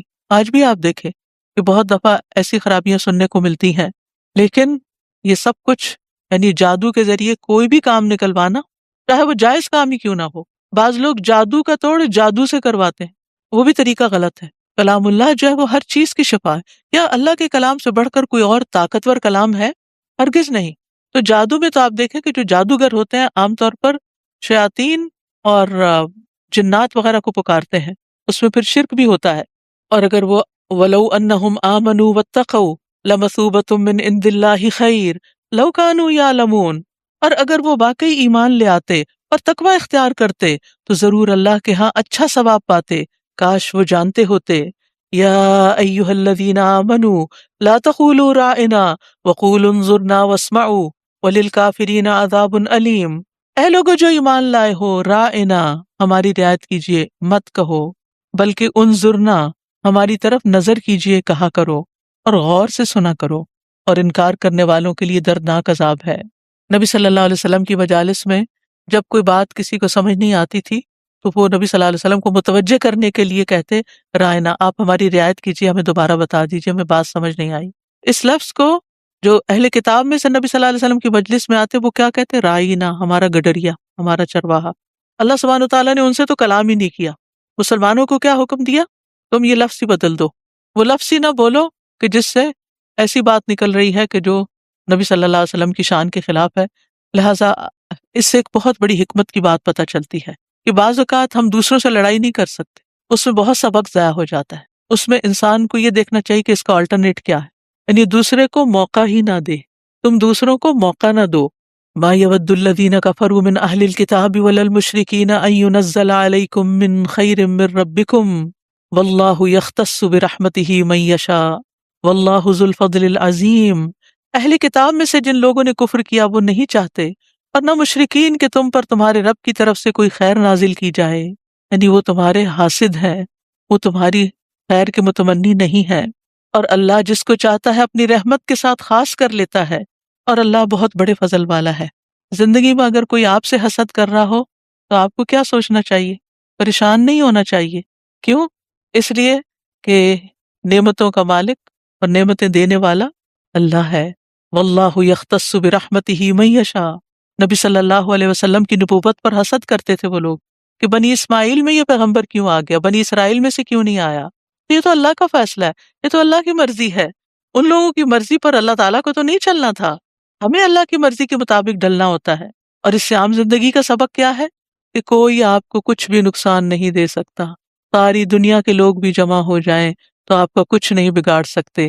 اس لیے ایسی پریشانیوں سے باہر نکل آئیں کہ فلاں حاسد ہے، فلاں نظر لگا دیتا ہے، فلاں میرے پیچھے پڑا ہوا ہے۔ اپنا یقین مضبوط کریں کہ میرا اللہ پہ بھروسہ ہے، اللہ پہ توکل ہے، اللہ چاہے گا تو کوئی کچھ بھی نقصان نہیں دے سکے گا، کیونکہ واللہ ذو الفضل العظیم، اللہ بہت بڑے فضل والا ہے۔ اللہ سے اس کا فضل مانگا کریں۔ اللہم انی اسألک من فضلک ورحمتک فإنہ لا یملکھا الا انت۔ اللہ میں تجھ سے تیرا فضل اور رحمت مانگتی ہوں کیونکہ ان کا مالک تو ہی ہے، یعنی لوگوں کے رویوں سے بے نیاز ہو جائیں، لوگوں کی باتوں سے بے نیاز ہو جائیں، ہر مشکل میں رجوع اللہ کی طرف۔ بس آج کے بارے میں جو اہم ترین سبق ہم نے بس ایک ایک سبق روز سیکھ لیں، 30 سبق 30 پاروں میں ہو جائیں گے، اور وہ کیا ہے کہ ہمیں ہر مشکل میں اللہ کی طرف رجوع کرنا ہے، سب سے پہلے اسی کو یاد کرنا ہے، سب سے پہلے اسی کی بارگاہ میں جانا ہے، اسی سے امیدیں رکھنی ہیں، اسی سے ساری توقعات رکھنی ہیں، اور اسی کی اطاعت کرنی ہے، وہ کام کرنے ہیں جس سے اللہ کی رحمت ہماری طرف متوجہ ہو۔ پھر اہل کتاب کو اس پر بھی اعتراض تھا کہ پہلی کتاب کی جگہ یہ اور کتاب کیوں آ گئی؟ فرمایا ما ننسخ من آیت او ننسها نأتی بخیر منہا او مثلہا۔ ہم جس آیت کو منسوخ کر دیتے ہیں یا اسے بھلوا دیتے ہیں تو ہم اس سے بہتر یا اس جیسی اور چیز لے آتے ہیں، تو ہم اس سے بہتر یا اس جیسی اور لے آتے ہیں۔ کیا آپ نہیں جانتے کہ بے شک اللہ ہر چیز پر پوری قدرت رکھنے والا ہے؟ اور خود قرآن کے اندر بھی ناسخ و منسوخ ہے کہ بعض احکامات پہلے آئے اور پھر اس کے بعد ان کو بھلوا دیا گیا اور دوسرے احکامات آئے، تو اس پر بھی لوگوں کو اعتراض تھا، تو اس کا بھی جواب دیا گیا ہے۔ الم تعلم ان اللہ لہ ملک السماوات والارض وما لکم من دون اللہ من ولی ولا نصیر۔ اس آیت کو ہائی لائٹ کر لیں، اس آیت کا نمبر نوٹ کر لیں، اور جب دل پریشان ہو بلند آواز سے اس آیت کو پڑھیں۔ کیا آپ نہیں جانتے کہ بے شک آسمانوں اور زمین کی بادشاہت اللہ ہی کے لیے ہے، اور تمہارے لیے اللہ کے سوا نہ کوئی دوست ہے نہ کوئی مددگار۔ اصل مدد اللہ کی طرف سے آتی ہے، ومن نصر الا من عند اللہ، اور اصل دوست اور اصل مددگار تو اللہ ہی ہے۔ کیا آپ نہیں جانتے کہ بے شک آسمانوں اور زمین کی بادشاہت اللہ ہی کے لیے؟ جب اصل بادشاہ وہ ہے، جب مالک وہ ہے، تو پھر کوئی اور کیا دے سکتا ہے؟ پھر کسی اور کے در پہ کیا جانا؟ کسی اور سے بھیک کیوں مانگنا؟ کسی اور سے توقع کیوں رکھنا؟ لوگوں کے دل کس کے ہاتھ میں ہے؟ کس کے ہاتھ میں؟ اللہ کے ہاتھ میں ہے۔ لوگوں کی قسمت کس نے بنائی؟ اللہ نے بنائی۔ لوگوں کو پیدا کس نے کیا؟ اللہ نے کیا۔ لوگوں کو رزق کس نے دیا؟ اللہ نے دیا۔ لوگوں نے جانا کس کے پاس واپس ہے؟ اللہ کے پاس۔ تو پھر سب چیزوں کا مالک جب اللہ ہے تو پھر ہم اسی کو اپنا دوست اور مددگار کیوں نہ سمجھیں؟ اسی سے اپنا تعلق کیوں نہ مضبوط کریں؟ اسی کی فرما برداری کیوں نہ کریں؟ اسی کے بندے کیوں نہ بن جائیں؟ اور جس شخص کو یہ یقین ہو اس کی زندگی میں کوئی مایوسی نہیں آ سکتی، کیونکہ ہر چیز کا مالک میرا رب ہے، اور میں اس کو دن میں بھی اور رات میں بھی اور چھپے اور کھلے اور اونچے اور مخفی انداز میں پکار سکتی ہوں، اور وہ میری مدد کر سکتا ہے دن میں بھی اور رات میں بھی، سب کے سامنے بھی اور چھپا کر بھی جو وہ جانتا ہے وہ کوئی بھی نہیں جانتا، لہٰذا مجھے اسی کا بن کر رہنا ہے، صرف اللہ کا بندہ بننا ہے، صرف اسی سے توقعات رکھنی ہے۔ ام تريدون ان تسألوا رسولكم كما سئل موسى من قبل ومن يتبدل الكفر بالایمان فقد ضل سواء السبیل۔ اے اہل ایمان، کیا تم بھی یہ چاہتے ہو کہ اپنے رسول سے اسی طرح کے سوال کرو جیسے سوال اس سے پہلے موسیٰ سے کیے گئے تھے؟ اور جو ایمان کو کفر سے بدل ڈالے تو یقیناً وہ سیدھے رستے سے بھٹک گیا۔ اہل کتاب میں سے بہت سے لوگ اپنے دلوں کے حسد کی وجہ سے یہ چاہتے ہیں، حسد کی وجہ سے یہ چاہتے ہیں کہ کاش تمہارے ایمان لانے کے بعد وہ تمہیں کافر بنا دے، تمہارا ایمان ہی چلا جائے، اس کے بعد کہ ان پر حق ظاہر ہو چکا ہے۔ تب کیا کرو؟ کیا تم ان سے لڑائی کرو؟ نہیں، تم معاف کر دو تو تم معاف کر دو اور درگزر کرو یہاں تک کہ اللہ اپنا حکم لے آئے، اللہ خود نبٹ لے گا ان سے۔ بے شک اللہ ہر چیز پر پوری قدرت رکھنے والا ہے۔ کتنا خوبصورت سبق ہے۔ حاسد کو کیسا جواب دینا چاہیے، حاسد کے ساتھ کیسا رویہ اختیار کرنا چاہیے۔ لیٹ اٹ گو، جانے دو، معاف کرو اور آگے بڑھو۔ زندگی میں آپ کا آگے بڑھنا نہ رکے۔ حاسد کیا چاہتا ہے کہ جو کچھ تم کر رہے ہو وہ نہ کر سکو، جو ترقی تم کر رہے ہو دین میں یا دنیا میں وہ ترقی نہ کر سکو، تو کیا تم اس کی باتوں میں آ جاؤ گے؟ سب سے بڑا حاسد کون تھا؟ سب سے پہلا حاسد کون تھا؟ شیطان۔ شیطان کیا چاہتا ہے کہ ہم نیکی میں آگے نہ بڑھیں، لہٰذا اس کی باتوں میں نہیں آنا۔ اسی طرح شیطان کے جو چیلے ہیں وہ بھی کبھی آپ کو ترقی کرتے نہیں دیکھ سکتے، لہٰذا آپ ان باتوں کو اپنے دل پہ نہ لائیں، ان باتوں کو بس نکال دیں۔ اور یہ کب ہوگا؟ جب آپ کا اللہ پر پورا بھروسہ اور یقین ہوگا۔ وَأَقِيمُوا الصَّلَاةَ، اللہ کی مدد لینے کے لیے کیا کرنا ہے؟ نماز قائم کرنی ہے، اور نماز قائم کرو اور زکوٰۃ ادا کرو، اور جو نیکی بھی تم اپنے لیے آگے بھیجو گے اس کو اللہ کے ہاں پالو گے، بے شک جو عمل بھی تم کرتے ہو اللہ اسے خوب دیکھنے والا ہے۔ اور یہ کہتے ہیں جنت میں ہرگز کوئی داخل نہ ہوگا مگر وہ جو یہودی ہو یا عیسائی، یہ ان کی آرزویں ہیں۔ کہہ دیجئے لاؤ اپنی دلیل اگر تم سچے ہو۔ بلا بلا من اسلم وجہہ للہ وہو محسن فلہ اجرہ عند ربہ ولا خوف علیہم ولا ہم یحزنون۔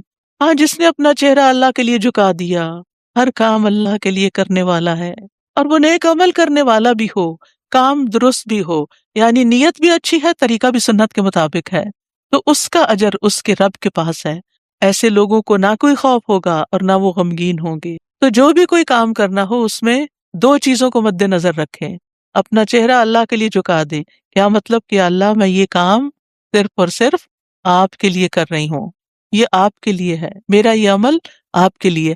آج آپ نے دعا بھی سیکھی ہے نا، اللہم اجعل عملی کلہ صالحا واجعلہ لوجہک خالصا ولا تجعل لأحد فیہ شیئا، کہ اللہ میرے سارے عمل نیک ہوں اور آپ کے چہرے کی خاطر، یعنی اس کے بدلے مجھے آپ کے چہرے کا دیدار ملے، اور کسی اور کے لیے اس میں کوئی حصہ نہ رکھ، سارے کا سارا تیرے لیے، میرا سب کچھ تیرے لیے۔ قل ان صلاتی و نسکی و محیای و مماتی للہ رب العالمین، میری نماز، میری قربانی، میری زندگی، میری موت، سب کچھ اللہ رب العالمین کے لیے۔ اگر اللہ سے اجر چاہیے تو پھر سب کچھ اللہ ہی کے لیے کرنا ہوگا۔ اور جن لوگوں کی زندگی ایسی ہوتی ہے پھر ان کی زندگیوں سے خوف اور غم نکل جاتا ہے، کیونکہ ان کو پتا ہے کہ ان کے پیچھے ایک بہت بڑا سہارا ہے۔ اور یہودی کہتے ہیں کہ عیسائی کسی چیز پر نہیں، اور عیسائی کہتے ہیں کہ یہودی کسی چیز پر نہیں، حالانکہ یہ سب کتاب الہی پڑھتے ہیں۔ انہی کی طرح کی بات ان لوگوں نے بھی کہی جو کچھ بھی علم نہیں رکھتے۔ بس قیامت کے دن اللہ ان کے درمیان اس معاملے میں فیصلہ کر دے گا جس میں وہ اختلاف کیا کرتے تھے، اور اس سے بڑا ظالم اور کون ہوگا؟ جو اللہ کی مسجدوں میں اس کا نام ذکر کیے جانے سے روکے اور ان کی ویرانی کے لیے کوشاں ہو۔ ان لوگوں کو زیب نہیں دیتا کہ وہ ان میں داخل ہوں مگر ڈرتے ہوئے۔ مسجد میں کیسے داخل ہونا چاہیے؟ اللہ کے ڈر کے ساتھ، ادب کے ساتھ، احترام کے ساتھ، اور جو ایسا نہ کرے ان کے لیے دنیا میں بھی رسوائی ہے اور آخرت میں بھی ان کے لیے بہت بڑا عذاب ہے۔ وَلِلَّهِ الْمَشْرِقُ وَالْمَغْرِبُ فَأَيْنَمَا تُوَلُّوا فَثَمَّ وَجْهُ اللَّهِ إِنَّ اللَّهَ وَاسِعٌ عَلِيمٌ۔ اور مشرق و مغرب تو اللہ ہی کے ہیں، لہٰذا جس طرف بھی تم رخ کرو گے بس وہی اللہ کا چہرہ ہے، بے شک اللہ وسعت والا بہت علم والا ہے۔ اور یہ لوگ کہتے ہیں کہ اللہ نے بیٹا بنا رکھا ہے، پاک ہے وہ، بلکہ اسی کے لیے ہے جو کچھ آسمانوں اور زمین میں ہے۔ سب اسی کے فرما بردار ہیں۔ جو آسمانوں اور زمین کا مالک ہے اس کو بیٹے کی ضرورت نہیں ہے۔ بدیع السماوات والارض وَإِذَا قَضَىٰ أَمْرًا فَإِنَّمَا يَقُولُ لَهُ كُن فَيَكُونُ، آسمانوں اور زمین کا نئے سرے سے پیدا کرنے والا ہے، اور جب وہ کسی کام کا فیصلہ کرتا ہے تو اس کے لیے بس یہی کہتا ہے کہ ہو جا، تو وہ ہو جاتا ہے۔ یہ ہے کن فیکون۔ اللہ تعالیٰ سے جب دعا کیا کرے نا، کہا کرے یا اللہ آپ کے لیے تو بس کن فیکون ہے، آپ کے لیے تو کوئی مشکل نہیں، آپ میرے حق میں بھی کن کہہ دیں، میری یہ مشکل آسان کر دیں، میرا یہ کام آسان کر دیں، تو اللہ تعالیٰ کے لیے کچھ مشکل۔ اللہ سبحانہ تعالیٰ سے نا لاڈ کیا کریں، پیار سے مختلف طرح کی آیات اور اس کے اچھے اچھے ناموں کا واسطہ دے کر اس سے بات کیا کریں، اللہ سے دل کی باتیں کیا کریں، اللہ سے اپنے غم اور دکھ کا اظہار کیا کریں۔ انما اشکو بثی وحزنی الی اللہ، کیونکہ وہ سنتا ہے۔ بندوں کے سامنے جب ہم لمبی کہانی ڈالتے ہیں نا تو وہ سنتے بھی نہیں، وہ کان بند کر لیتے ہیں، وہ اور ان کا دل اچاٹ ہو رہا ہوتا ہے۔ لیکن اللہ سبحانہ تعالیٰ وہ تو ہماری آہیں بھی سنتا ہے، ہماری سسکیاں بھی سنتا ہے، ہمارے دل کے اندر اٹھنے والے خیالات تک کو جانتا ہے۔ لہٰذا اپنا رخ اللہ کی طرف کر لیں۔ اور جو لوگ علم نہیں رکھتے وہ کہتے ہیں کہ اللہ ہم سے کلام کیوں نہیں کرتا۔ سبحان اللہ، آپ اپنے آپ کو کیا سمجھتے ہیں؟ یا ہمارے پاس کوئی نشانی ہی آ جاتی۔ اسی طرح ان لوگوں نے جو ان سے پہلے تھے ایسی ہی بات کہی۔ ان سب کے دل آپس میں ملتے جلتے ہیں۔ بے شک ہم نے ان لوگوں کے لیے جو یقین رکھتے ہیں، بے شک ہم نے ان لوگوں کے لیے جو یقین رکھتے ہیں نشانیاں کھول کر بیان کر دی ہیں۔ انا ارسلناک بالحق بشیرا ونذیرا ولا تسأل عن اصحاب الجحیم، یقیناً ہم نے آپ کو حق کے ساتھ خوشخبری دینے والا اور ڈرانے والا بنا کر بھیجا ہے، اور آپ سے دوزخ والوں کے بارے میں نہ پوچھا جائے گا۔ یہاں ایک اہم بات کر دی گئی ہے جو قرآن مجید میں بارہا دہرائی جاتی کہ نبی صلی اللہ علیہ وسلم نے خوشخبری بھی دی اور لوگوں کو ڈرایا بھی۔ یہی اعتدال کی راہ ہے۔ تربیت کا یہی اچھا طریقہ ہوتا ہے کہ محبت سے بات بھی کی جائے، اور اگر کوئی کام نہ کرے تو اس کے ساتھ فرم بھی ہوا جائے، اس کو خبردار بھی کیا جائے کہ اس کے اچھے کانسیکوینسز نہیں ہوں گے۔ جب ہم کہتے ہیں نا اللہ ہے بس پیار ہی پیار، تو یہ ایک غلط عقیدہ ہے۔ اللہ تعالیٰ پیار تو کرتا ہے، اس کی رحمت ہر چیز پر چھائی ہوئی ہے، لیکن وہ ناراض بھی ہوتا ہے، غضبناک بھی ہوتا ہے، وہ سزا بھی دیتا ہے۔ اس نے صرف جنت نہیں بنائی، اس نے جہنم بھی بنائی ہے۔ لہٰذا خوشخبری ہے کن کے لیے؟ جو اچھے کام کریں، اور ڈراوا ہے کن کے لیے؟ جو اس کی نافرمانیاں کریں۔ وَلَن تَرْضَىٰ عَنْكَ الْيَهُودُ وَلَا النَّصَارَىٰ حَتَّىٰ تَتَّبِعَ مِلَّتَهُمْ، اور یہود و نصارہ آپ سے ہرگز راضی نہ ہوں گے جب تک آپ ان کی ملت کی پیروی نہ کریں۔ کہہ دیجئے کہ بے شک اللہ کی ہدایت ہی اصل ہدایت ہے۔ قُلْ إِنَّ هُدَى اللَّهِ هُوَ الْهُدَىٰ، اور اگر علم آ جانے کے بعد آپ نے ان کی خواہشات کی پیروی کی تو آپ کے لیے اللہ سے بچانے والا نہ کوئی دوست ہوگا نہ کوئی مددگار۔ بڑی ہی اہم بات یہاں کی گئی ہے کہ ہدایت اللہ کی طرف سے آتی ہے، کسی فرقہ واریت میں ہدایت نہیں ہوتی۔ ہدایت قرآن و سنت سے ملتی ہے، جو اللہ کی طرف سے خالص علم کے چشمے ہیں، جو ہمارے لیے وافر مقدار میں موجود ہیں، جو ہماری تمام ضروریات پوری کرتے ہیں۔ اور اگر کوئی شخص قرآن و سنت کو چھوڑ کر وَلَئِنِ اتَّبَعْتَ أَهْوَاءَهُمْ خواہشات کی پیروی کرتا ہے تو پھر اس کے بھٹک جانے، گمراہ ہونے میں کوئی شک نہیں۔ اللہ سبحانہ تعالیٰ نے کتاب کو بھی محفوظ رکھا، قرآن کی حفاظت کا ذمہ خود لیا، لہٰذا یہ کتاب ہمارے لیے ہدایت کی کتاب کے طور پر موجود ہے، اور نبی صلی اللہ علیہ وسلم کی سنت کو بھی محفوظ کیا۔ اس لیے ان دونوں کو چھوڑ کر کسی اور چیز کی طرف جانے کی ضرورت نہیں، اور اگر گئے تو پھر کوئی اور کہیں سے مدد نہ ملے گی۔ الذین آتیناہم الکتاب یتلونہ حق تلاوتہ اولئک یؤمنون بہ ومن یکفر بہ فاولئک ھم الخاسرون، جن لوگوں کو ہم نے کتاب دی ہے وہ اس کی ویسی ہی تلاوت کرتے ہیں جیسا کہ اس کی تلاوت کرنے کا حق ہے، یہی لوگ اس پر ایمان رکھتے ہیں، اور جو اس کا انکار کریں تو دراصل یہی لوگ خسارہ پانے والے ہیں۔ کتاب پر ایمان لانے کا تقاضا کیا ہے؟ کہ اس کی تلاوت کا حق ادا کیا جائے۔ اور تلاوت کا حق کیسے ادا ہوتا ہے؟ اس کے الفاظ کو صحیح پڑھ کر، اس پر سب سے پہلے تو اس پر ایمان لا کر، پھر اس کے الفاظ کو درست پڑھ کر، پھر اس کے معنی کو جان کر، پھر اس میں مزید غور و فکر اور تدبر کر کے، پھر اس پر عمل کر کے، اور پھر اس کو پڑھ کے سنا کر، دوسروں کو سکھا کر، تو اس کتاب کا حق کے تلاوت ادا کرنا ہے، اور جو اس کتاب کا انکار کر دے تو وہ دراصل نقصان میں سارا پانے والا ہے، نقصان اٹھانے والا ہے۔ پھر فرمایا یا بنی اسرائیل اذکروا نعمتی التی انعمت علیکم وانی فضلتکم علی العالمین۔ اے بنی اسرائیل، میری اس نعمت کو یاد کرو جو میں نے تم پر انعام کی تھی۔ ان میں انبیاء بھیجے، ان میں بادشاہ بھیجے، انہیں دین اور دنیا کی نعمتیں عطا کی۔ یوسف علیہ السلام ان میں پہلے نبی تھے، یعنی یعقوب علیہ السلام بھی نبی تھے ان کے والد، اور اس سے پہلے اسحاق علیہ السلام بھی، لیکن یوسف علیہ السلام تھے جن کو اللہ تعالیٰ نے بادشاہت بھی دی تھی اور نبوت بھی عطا کی تھی، اور سب سے آخر میں عیسیٰ علیہ السلام ان کی طرف بھیجے گئے تھے۔ تو یہ بے شمار انبیاء ان کے پاس آئے، رسول آئے، اور انہوں نے اللہ کا پیغام ان کو پہنچایا۔ یہ اللہ کی بہت بڑی نعمت ہے۔ اور پھر ان کو اللہ تعالیٰ نے دنیاوی نعمتیں بھی بہت دی۔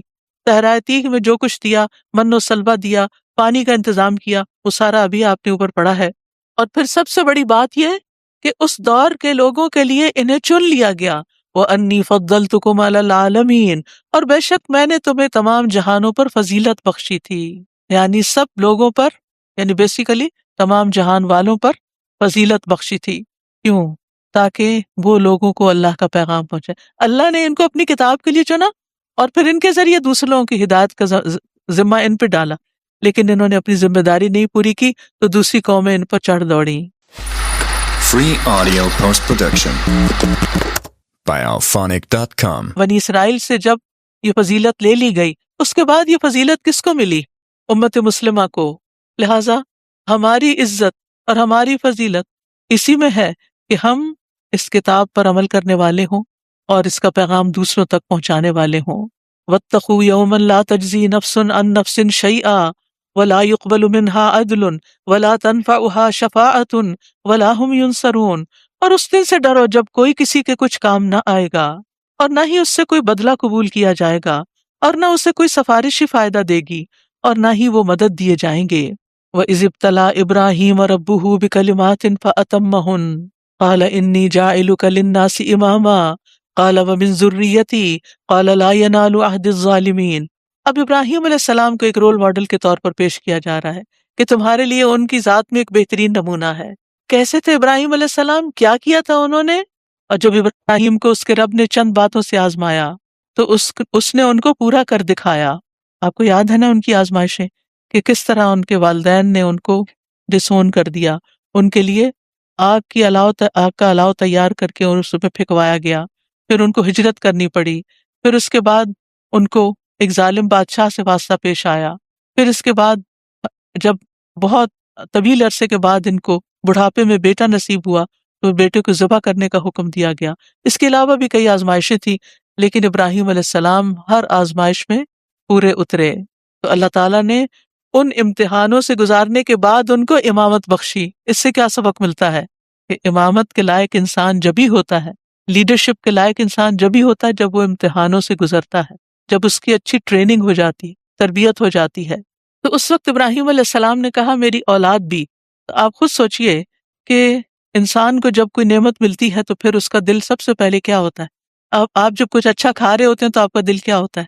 کہ بچے بھی اچھے کھائیں، بلکہ آپ رکھ دیتے ہیں کہ وہ کھا لیں، چاہے وہ نہ کھائیں اور خراب ہو جائے، نہ آپ کے کام کی نہ ان کے کام کی، لیکن آپ کا دل یہی ہوتا ہے کہ یہ بچوں کو بھی ملے۔ تو ابراہیم علیہ السلام کو جب امامت ملی تو انہوں نے کیا کہا؟ وَمِن ذُرِّيَّتِي، میرے بچوں کو بھی، کہا میری اولاد میں سے بھی۔ فرمایا میرا عہد ظالموں تک نہیں پہنچتا، آپ کی اولاد میں سے لیڈرشپ ان کو نہیں ملے گی جو ظالم ہوں گے، جو آپ کے طریقے پر نہیں چلیں گے۔ اور جب ہم نے اس گھر کو یعنی کعبہ کو لوگوں کے لیے لوٹ کر آنے اور امن کی جگہ بنایا اور حکم دیا کہ مقام ابراہیم کو نماز کی جگہ بنا لو، اور ہم نے ابراہیم اور اسماعیل کو تاکید کی کہ تم دونوں میرے گھر کو طواف کرنے والوں اور اعتکاف کرنے والوں اور رکوع اور سجدہ کرنے والوں کے لیے پاک رکھو۔ چنے ہوئے پیغمبر ہیں اور انہیں حکم دیا جا رہا ہے کہ بیت اللہ کی صفائی کریں، اس کو صاف رکھیں، شرک سے بھی پاک رکھیں، بتوں سے بھی پاک رکھیں، اور ویسے بھی اس کو صاف ستھرا رکھیں۔ تو اس سے پتہ چلتا ہے کہ عبادت گاہوں کو صاف ستھرا ہونا چاہیے اور ان کی صفائی کا اہتمام کرنا چاہیے۔ آپ کو یاد ہوگی وہ حدیث جس سے پتہ چلتا ہے کہ وہ ایک بلیک وومن تھی جس کا کوئی گھر بار نہیں تھا، ایک بے سہارا خاتون تھی، لیکن اسے مسجد سے محبت تھی، وہ مسجد کی صفائی کیا کرتی تھی۔ ایک دن جب نبی صلی اللہ علیہ وسلم نے اس کو نہیں دیکھا تو اس کے بارے میں انکوائر کیا، پوچھا۔ آپ صلی اللہ علیہ وسلم کی یہ خوبصورت عادت ہے، بہت اچھی سیرت اور سنت ہے کہ آپ صلی اللہ علیہ وسلم جب لوگ نہیں ہوتے تھے آپ کی مجلس میں تو ان کے بارے میں پوچھا کرتے تھے۔ ایک کعب رضی اللہ عنہ بیمار ہو گئے، مسجد میں نہیں تھے تو پوچھا کہاں ہے، پھر خود ان کی عادت کے لیے گئے۔ تو یہاں بھی ہم دیکھتے ہیں کہ جی وہ عورت جب نظر نہیں آئی تو نبی صلی اللہ علیہ وسلم نے اس کے بارے میں پوچھا، پتہ چلا وہ فوت ہو گئی، تو آپ نے فرمایا تم نے مجھے کیوں نہیں بتایا، میں اس کا جنازہ پڑھتا۔ پھر اپنے صحابہ کو لے کر اس کی قبر پر گئے اور اس کا دوبارہ جنازہ پڑھا، اتنی کیئر کرنے والے تھے۔ تو اللہ کے دین کی خدمت کا کوئی چھوٹا سا کام بھی ہو، اللہ کی نظر میں وہ بڑا ہوتا ہے اگر اخلاص کے ساتھ کیا جائے، محبت کے ساتھ کیا جائے۔ تو چھوٹی چھوٹی نیکیاں ہمیں چھوٹی نہیں لگنی چاہیے، ہمیں نہیں پتا کون سی نیکی کب کام آ جائے اور ہماری بخشش ہو جائے، ہمیں بس نیکیوں کا حریص ہونا چاہیے۔ وَإِذْ قَالَ إِبْرَاهِيمُ رَبِّ اجْعَلْ هَٰذَا بَلَدًا آمِنًا، اور جب ابراہیم علیہ السلام نے کہا اے میرے رب اس جگہ کو ایک پرامن شہر بنا دے۔ امن بہت بڑی نعمت ہے، کتنے کتنے سمجھدار انسان تھے کہ اس شہر کو بسایا، مکہ کے شہر کو، اور اس کے لیے امن کی دعا مانگی۔ وَارْزُقْ أَهْلَهُ مِنَ الثَّمَرَاتِ مَنْ آمَنَ مِنْهُمْ بِاللَّهِ وَالْيَوْمِ الْآخِرِ، اور اس کے رہنے والوں میں سے جو اللہ اور یوم آخرت پر ایمان لائیں ان کو پھلوں سے رزق عطا فرما۔ دوسری چیز رزق مانگا، فرمایا اور جس نے کفر کیا میں اس کو بھی تھوڑا سا فائدہ دوں گا، پھر اس کو آگ کے عذاب کی طرف دھکیل لے جاؤں گا اور وہ لوٹنے کی بری جگہ ہے۔ تو اللہ تعالیٰ صاف صاف بتا رہے ہیں کہ اگر اطاعت گزار نہیں ہوگے تو پیغمبر کی اولاد ہوتے ہوئے بھی، خلیل اللہ کی اولاد ہوتے ہوئے بھی، اللہ کے محبوب کی اولاد ہوتے ہوئے بھی کچھ کام نہیں آئے گا۔ وَإِذْ يَرْفَعُ إِبْرَاهِيمُ الْقَوَاعِدَ مِنَ الْبَيْتِ وَإِسْمَاعِيلُ رَبَّنَا تَقَبَّلْ مِنَّا إِنَّكَ أَنْتَ السَّمِيعُ الْعَلِيمُ، اور جب ابراہیم اس گھر کی بنیادیں اونچی کر رہے تھے، بیت اللہ کی تعمیر کر رہے تھے، اور اسماعیل بھی، اور دعا کر رہے تھے اے ہمارے رب ہم سے قبول فرما لے۔ سبحان اللہ، اس سے بڑی سعادت کیا ہو سکتی ہے کہ انسان کو اللہ کا گھر تعمیر کرنے کا موقع ملے، اور دل ان کے ڈر رہے ہیں، اتنی بڑی نیکی کرنے کے باوجود ڈر رہے ہیں اور دعا کر رہے ہیں اللہ پاک آپ اس کو قبول کر لیں، بے شک تو ہی خوب سننے والا، خوب جاننے والا ہے کہ ہم کس دل اور کس محبت کے ساتھ اس گھر کو بنا رہے ہیں۔ اور پھر خوب دعائیں کر رہے ہیں ربنا وجعلنا مسلمین لک ومن ذریتنا امۃ مسلمۃ لک وارنا مناسکنا وتب علینا انک انت التواب الرحیم۔ اے ہمارے رب، اور ہم دونوں کو اپنا فرما بردار بنا لے، اللہ ہمیں اپنا اطاعت گزار بنا لے، اور ہماری اولاد میں سے بھی ایسی امت اٹھا جو تیری فرما بردار ہو، اور ہمیں ہماری عبادت کے طریقے سکھا، اور ہمیں ہماری عبادت کے طریقے دکھا، اور ہماری توبہ قبول فرما، بے شک تو بہت توبہ قبول کرنے والا، نہایت رحم کرنے والا ہے۔ اس سے کیا پتہ چلتا ہے کہ اللہ کی عبادت کرتے ہوئے دعائیں بھی مانگنی چاہیے، نیکی کے کام کرتے ہوئے اللہ سے فریادیں بھی کرنی چاہیے، کیونکہ اللہ سبحانہ و تعالیٰ اس سے ناراض ہوتا ہے جو اس سے مانگتا نہیں۔ روزے کی حالت میں خوب دعائیں کرنی ہے، رات کا قیام کرتے ہوئے، نماز کے اندر بھی، اور جیسے اتحیات پڑھ کر، درود شریف پڑھ کر جتنی چاہے دعائیں مانگے، سجدے میں دعائیں مانگے، اور نمازوں کے بعد بھی، اور سحری کے وقت بھی، اور عام دنوں میں بھی۔ آپ جب گھر سے نکلتے ہیں، قرآن کی مجلس کے لیے آ رہے ہیں، اللہ کے دین کے لیے آ رہے ہیں، دین سیکھنے کے لیے آ رہے ہیں، اور طالب علموں کے راستے میں تو رشتے پر بچھاتے ہیں، ان سے محبت کرتے ہیں، ان کو گھیر لیتے ہیں، ان پہ سکینت اترتی ہے، تو آپ ساتھ ساتھ کیا کریں؟ اللہ سے باتیں کرتے ہوئے آیا کریں، دعائیں مانگتے ہوئے آیا کریں۔ یہ دعاؤں کی قبولیت کے اوقات ہوتے ہیں۔ ابراہیم علیہ السلام نے جتنی دعائیں مانگی سب قبول ہوئیں، اور یہاں کیا مانگ رہے ہیں کہ ہمیں اپنا فرما بردار بنا۔ کبھی ہم نے بھی یہ دعا کی کہ اللہ ہمیں اپنا فرما بردار بنا لے؟ کتنی دفعہ یہ دعا کرتے ہیں کہ اللہ ہماری اولاد کو اپنا فرما بردار بنا لے؟ یہ دعا اپنی دعاؤں میں شامل کر لیں کہ اللہ ہمارے بچوں کو اپنا فرما بردار بنا لے، اور ہمیں ہماری عبادت کے طریقے سکھا۔ ہمیں تیری صحیح طرح عبادت کرنی نہیں آتی، ہمیں اس کا علم عطا کر، ہمیں وہ طریقے سکھا اور ہمیں دکھا۔ یہاں ارنا کا لفظ خاص توجہ کا حامل ہے کہ صرف کتاب پڑھ کے طریقہ نہیں آتا، استاد کی ضرورت ہوتی ہے۔ اسی لیے نبی صلی اللہ علیہ وسلم کے پاس جبریل علیہ السلام نے آ کر نماز پڑھنے کا باقاعدہ طریقہ بتایا، یعنی آپ صلی اللہ علیہ وسلم کے سامنے ڈیمونسٹریٹ کیا، اوقات بھی بتائے اور طریقہ بھی بتایا کہ رکوع کیسے کرنا ہے، سجدہ کیسے کرنا ہے، کہاں کیا پڑھنا ہے، یہ ساری چیزیں سکھائی گئی آپ کو۔ اور پھر آخر میں اللہ تعالیٰ کی 2 صفات کا ذکر کرتے ہیں کہ اللہ پاک آپ تواب بھی ہیں، رحیم بھی ہیں۔ تواب جو توبہ کرنے والوں پر مسلسل مہربان ہوتا رہتا ہے، گناہ کرنے والوں کے گناہ معاف کر دیتا ہے۔ جو بھی اللہ سے سچی توبہ کرتا ہے اللہ تعالیٰ اس پر مہربان ہو جاتا ہے اور ان کو پھر مزید توبہ کی توفیق دیتا ہے اور ان کے گناہوں سے درگزر کرتا ہے۔ اللہ تعالیٰ بہت بخشش فرمانے والا، بڑا ہی مہربان ہے۔ اللہ تعالیٰ فرماتے ہیں قُلْ يَا عِبَادِيَ الَّذِينَ أَسْرَفُوا عَلَىٰ أَنفُسِهِمْ لَا تَقْنَطُوا مِن رَحْمَةِ اللَّهِ إِنَّ اللَّهَ يَغْفِرُ الذُّنُوبَ جَمِيعًا إِنَّهُ هُوَ الْغَفُورُ الرَّحِيمُ۔ کہہ دیجئے اے میرے بندو جنہوں نے اپنی جانوں پر زیادتی کی، اللہ کی رحمت سے نا امید نہ ہونا، بے شک اللہ سب کے سب گناہ بخش دیتا ہے، بے شک وہی تو بے حد بخشنے والا، نہایت رحم فرمانے والا ہے۔ اس لیے ہم میں سے کوئی بھی مایوس نہ ہو، جتنے بھی بڑے گناہ ہوں، جتنے بھی زیادہ ہوں، سب معاف ہو جائیں گے۔ بس ضرورت اس بات کی کہ اس کی طرف لوٹ آئیں اور پھر گناہوں کی طرف نہ لوٹیں۔ اللہ تعالیٰ دن اور رات توبہ قبول کرنے والا ہے۔ اللہ تعالیٰ رات کے وقت اپنا ہاتھ پھیلاتا ہے تاکہ دن کا گناہ گار توبہ کر لے، اور دن کو اپنا ہاتھ پھیلاتا ہے تاکہ رات کا گناہ گار توبہ کر لے، یہاں تک کہ سورج اپنے مغرب سے طلوع ہو۔ پھر مزید دعائیں مانگتے ہیں ابراہیم علیہ السلام، ربنا وابعث فیہم رسولا منہم یتلو علیہم آیاتک ویعلمہم الکتاب والحکمہ ویزکیہم انک انت العزیز الحکیم۔ اے ہمارے رب، اور ان میں ایک رسول بھیج جو انہی میں سے ہو، جو ان پر تیری آیات کی تلاوت کرے، انہیں کتاب و حکمت کی تعلیم دے، ان کا تزکیہ کرے، بے شک تو ہی غالب خوب حکمت والا ہے۔ اور ابراہیم علیہ السلام کی یہ دعا بھی بعین ہی قبول ہو گئی۔ اللہ تعالیٰ نے رسول اللہ صلی اللہ علیہ وسلم کو مبعوث کیا بحیثیت رسول کے، جنہوں نے آ کر لوگوں پر آیات کی تلاوت کی، انہیں کتاب کی تعلیم دی، حکمت کی تعلیم دی، ان کا تزکیہ کیا۔ آج یہ 4 کام ہمیں بھی کرنے ہیں، اپنے ساتھ بھی اور دوسروں کے ساتھ بھی۔ یہ تھا ابراہیم علیہ السلام کا طریقہ کہ وہ آزمائشوں پر صابر تھے، عبادت گزار تھے، اور اللہ کے گھر کی تعمیر کرنے اور بڑے بڑے نیکی کے کام کرنے کے باوجود اللہ سے ڈرتے تھے اور خوب اللہ سے دعائیں مانگتے تھے۔ ہمارے اندر بھی یہی کردار ہونا چاہیے، اور ہمیں صرف اپنے لیے نہیں، صرف اپنے بچوں کے لیے نہیں، بچوں کے بچوں اور نسلوں کے لیے بھی دعائیں کرنی ہے کہ اللہ ان کو فتنوں کی سرزمین پر ثابت قدمی عطا کر، ان کے اندر ایمان کا نور بھر دے، ان کے ایمان کی حفاظت فرما۔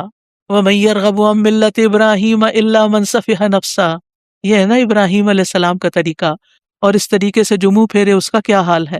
اور کون ہے جو ابراہیم کے طریقے سے بے رغبتی کرے؟ اس طریقے کو کون چھوڑے گا سوائے اس کے جس نے خود کو حماقت میں مبتلا کر لیا ہو، اور ہم نے اس کو دنیا میں بھی چن لیا تھا، اور یقیناً آخرت میں بھی وہ ضرور صالحین میں سے ہوگا۔ اللہ نے ابراہیم علیہ السلام کو دنیا اور آخرت کی بھلائیاں نصیب کر دیں۔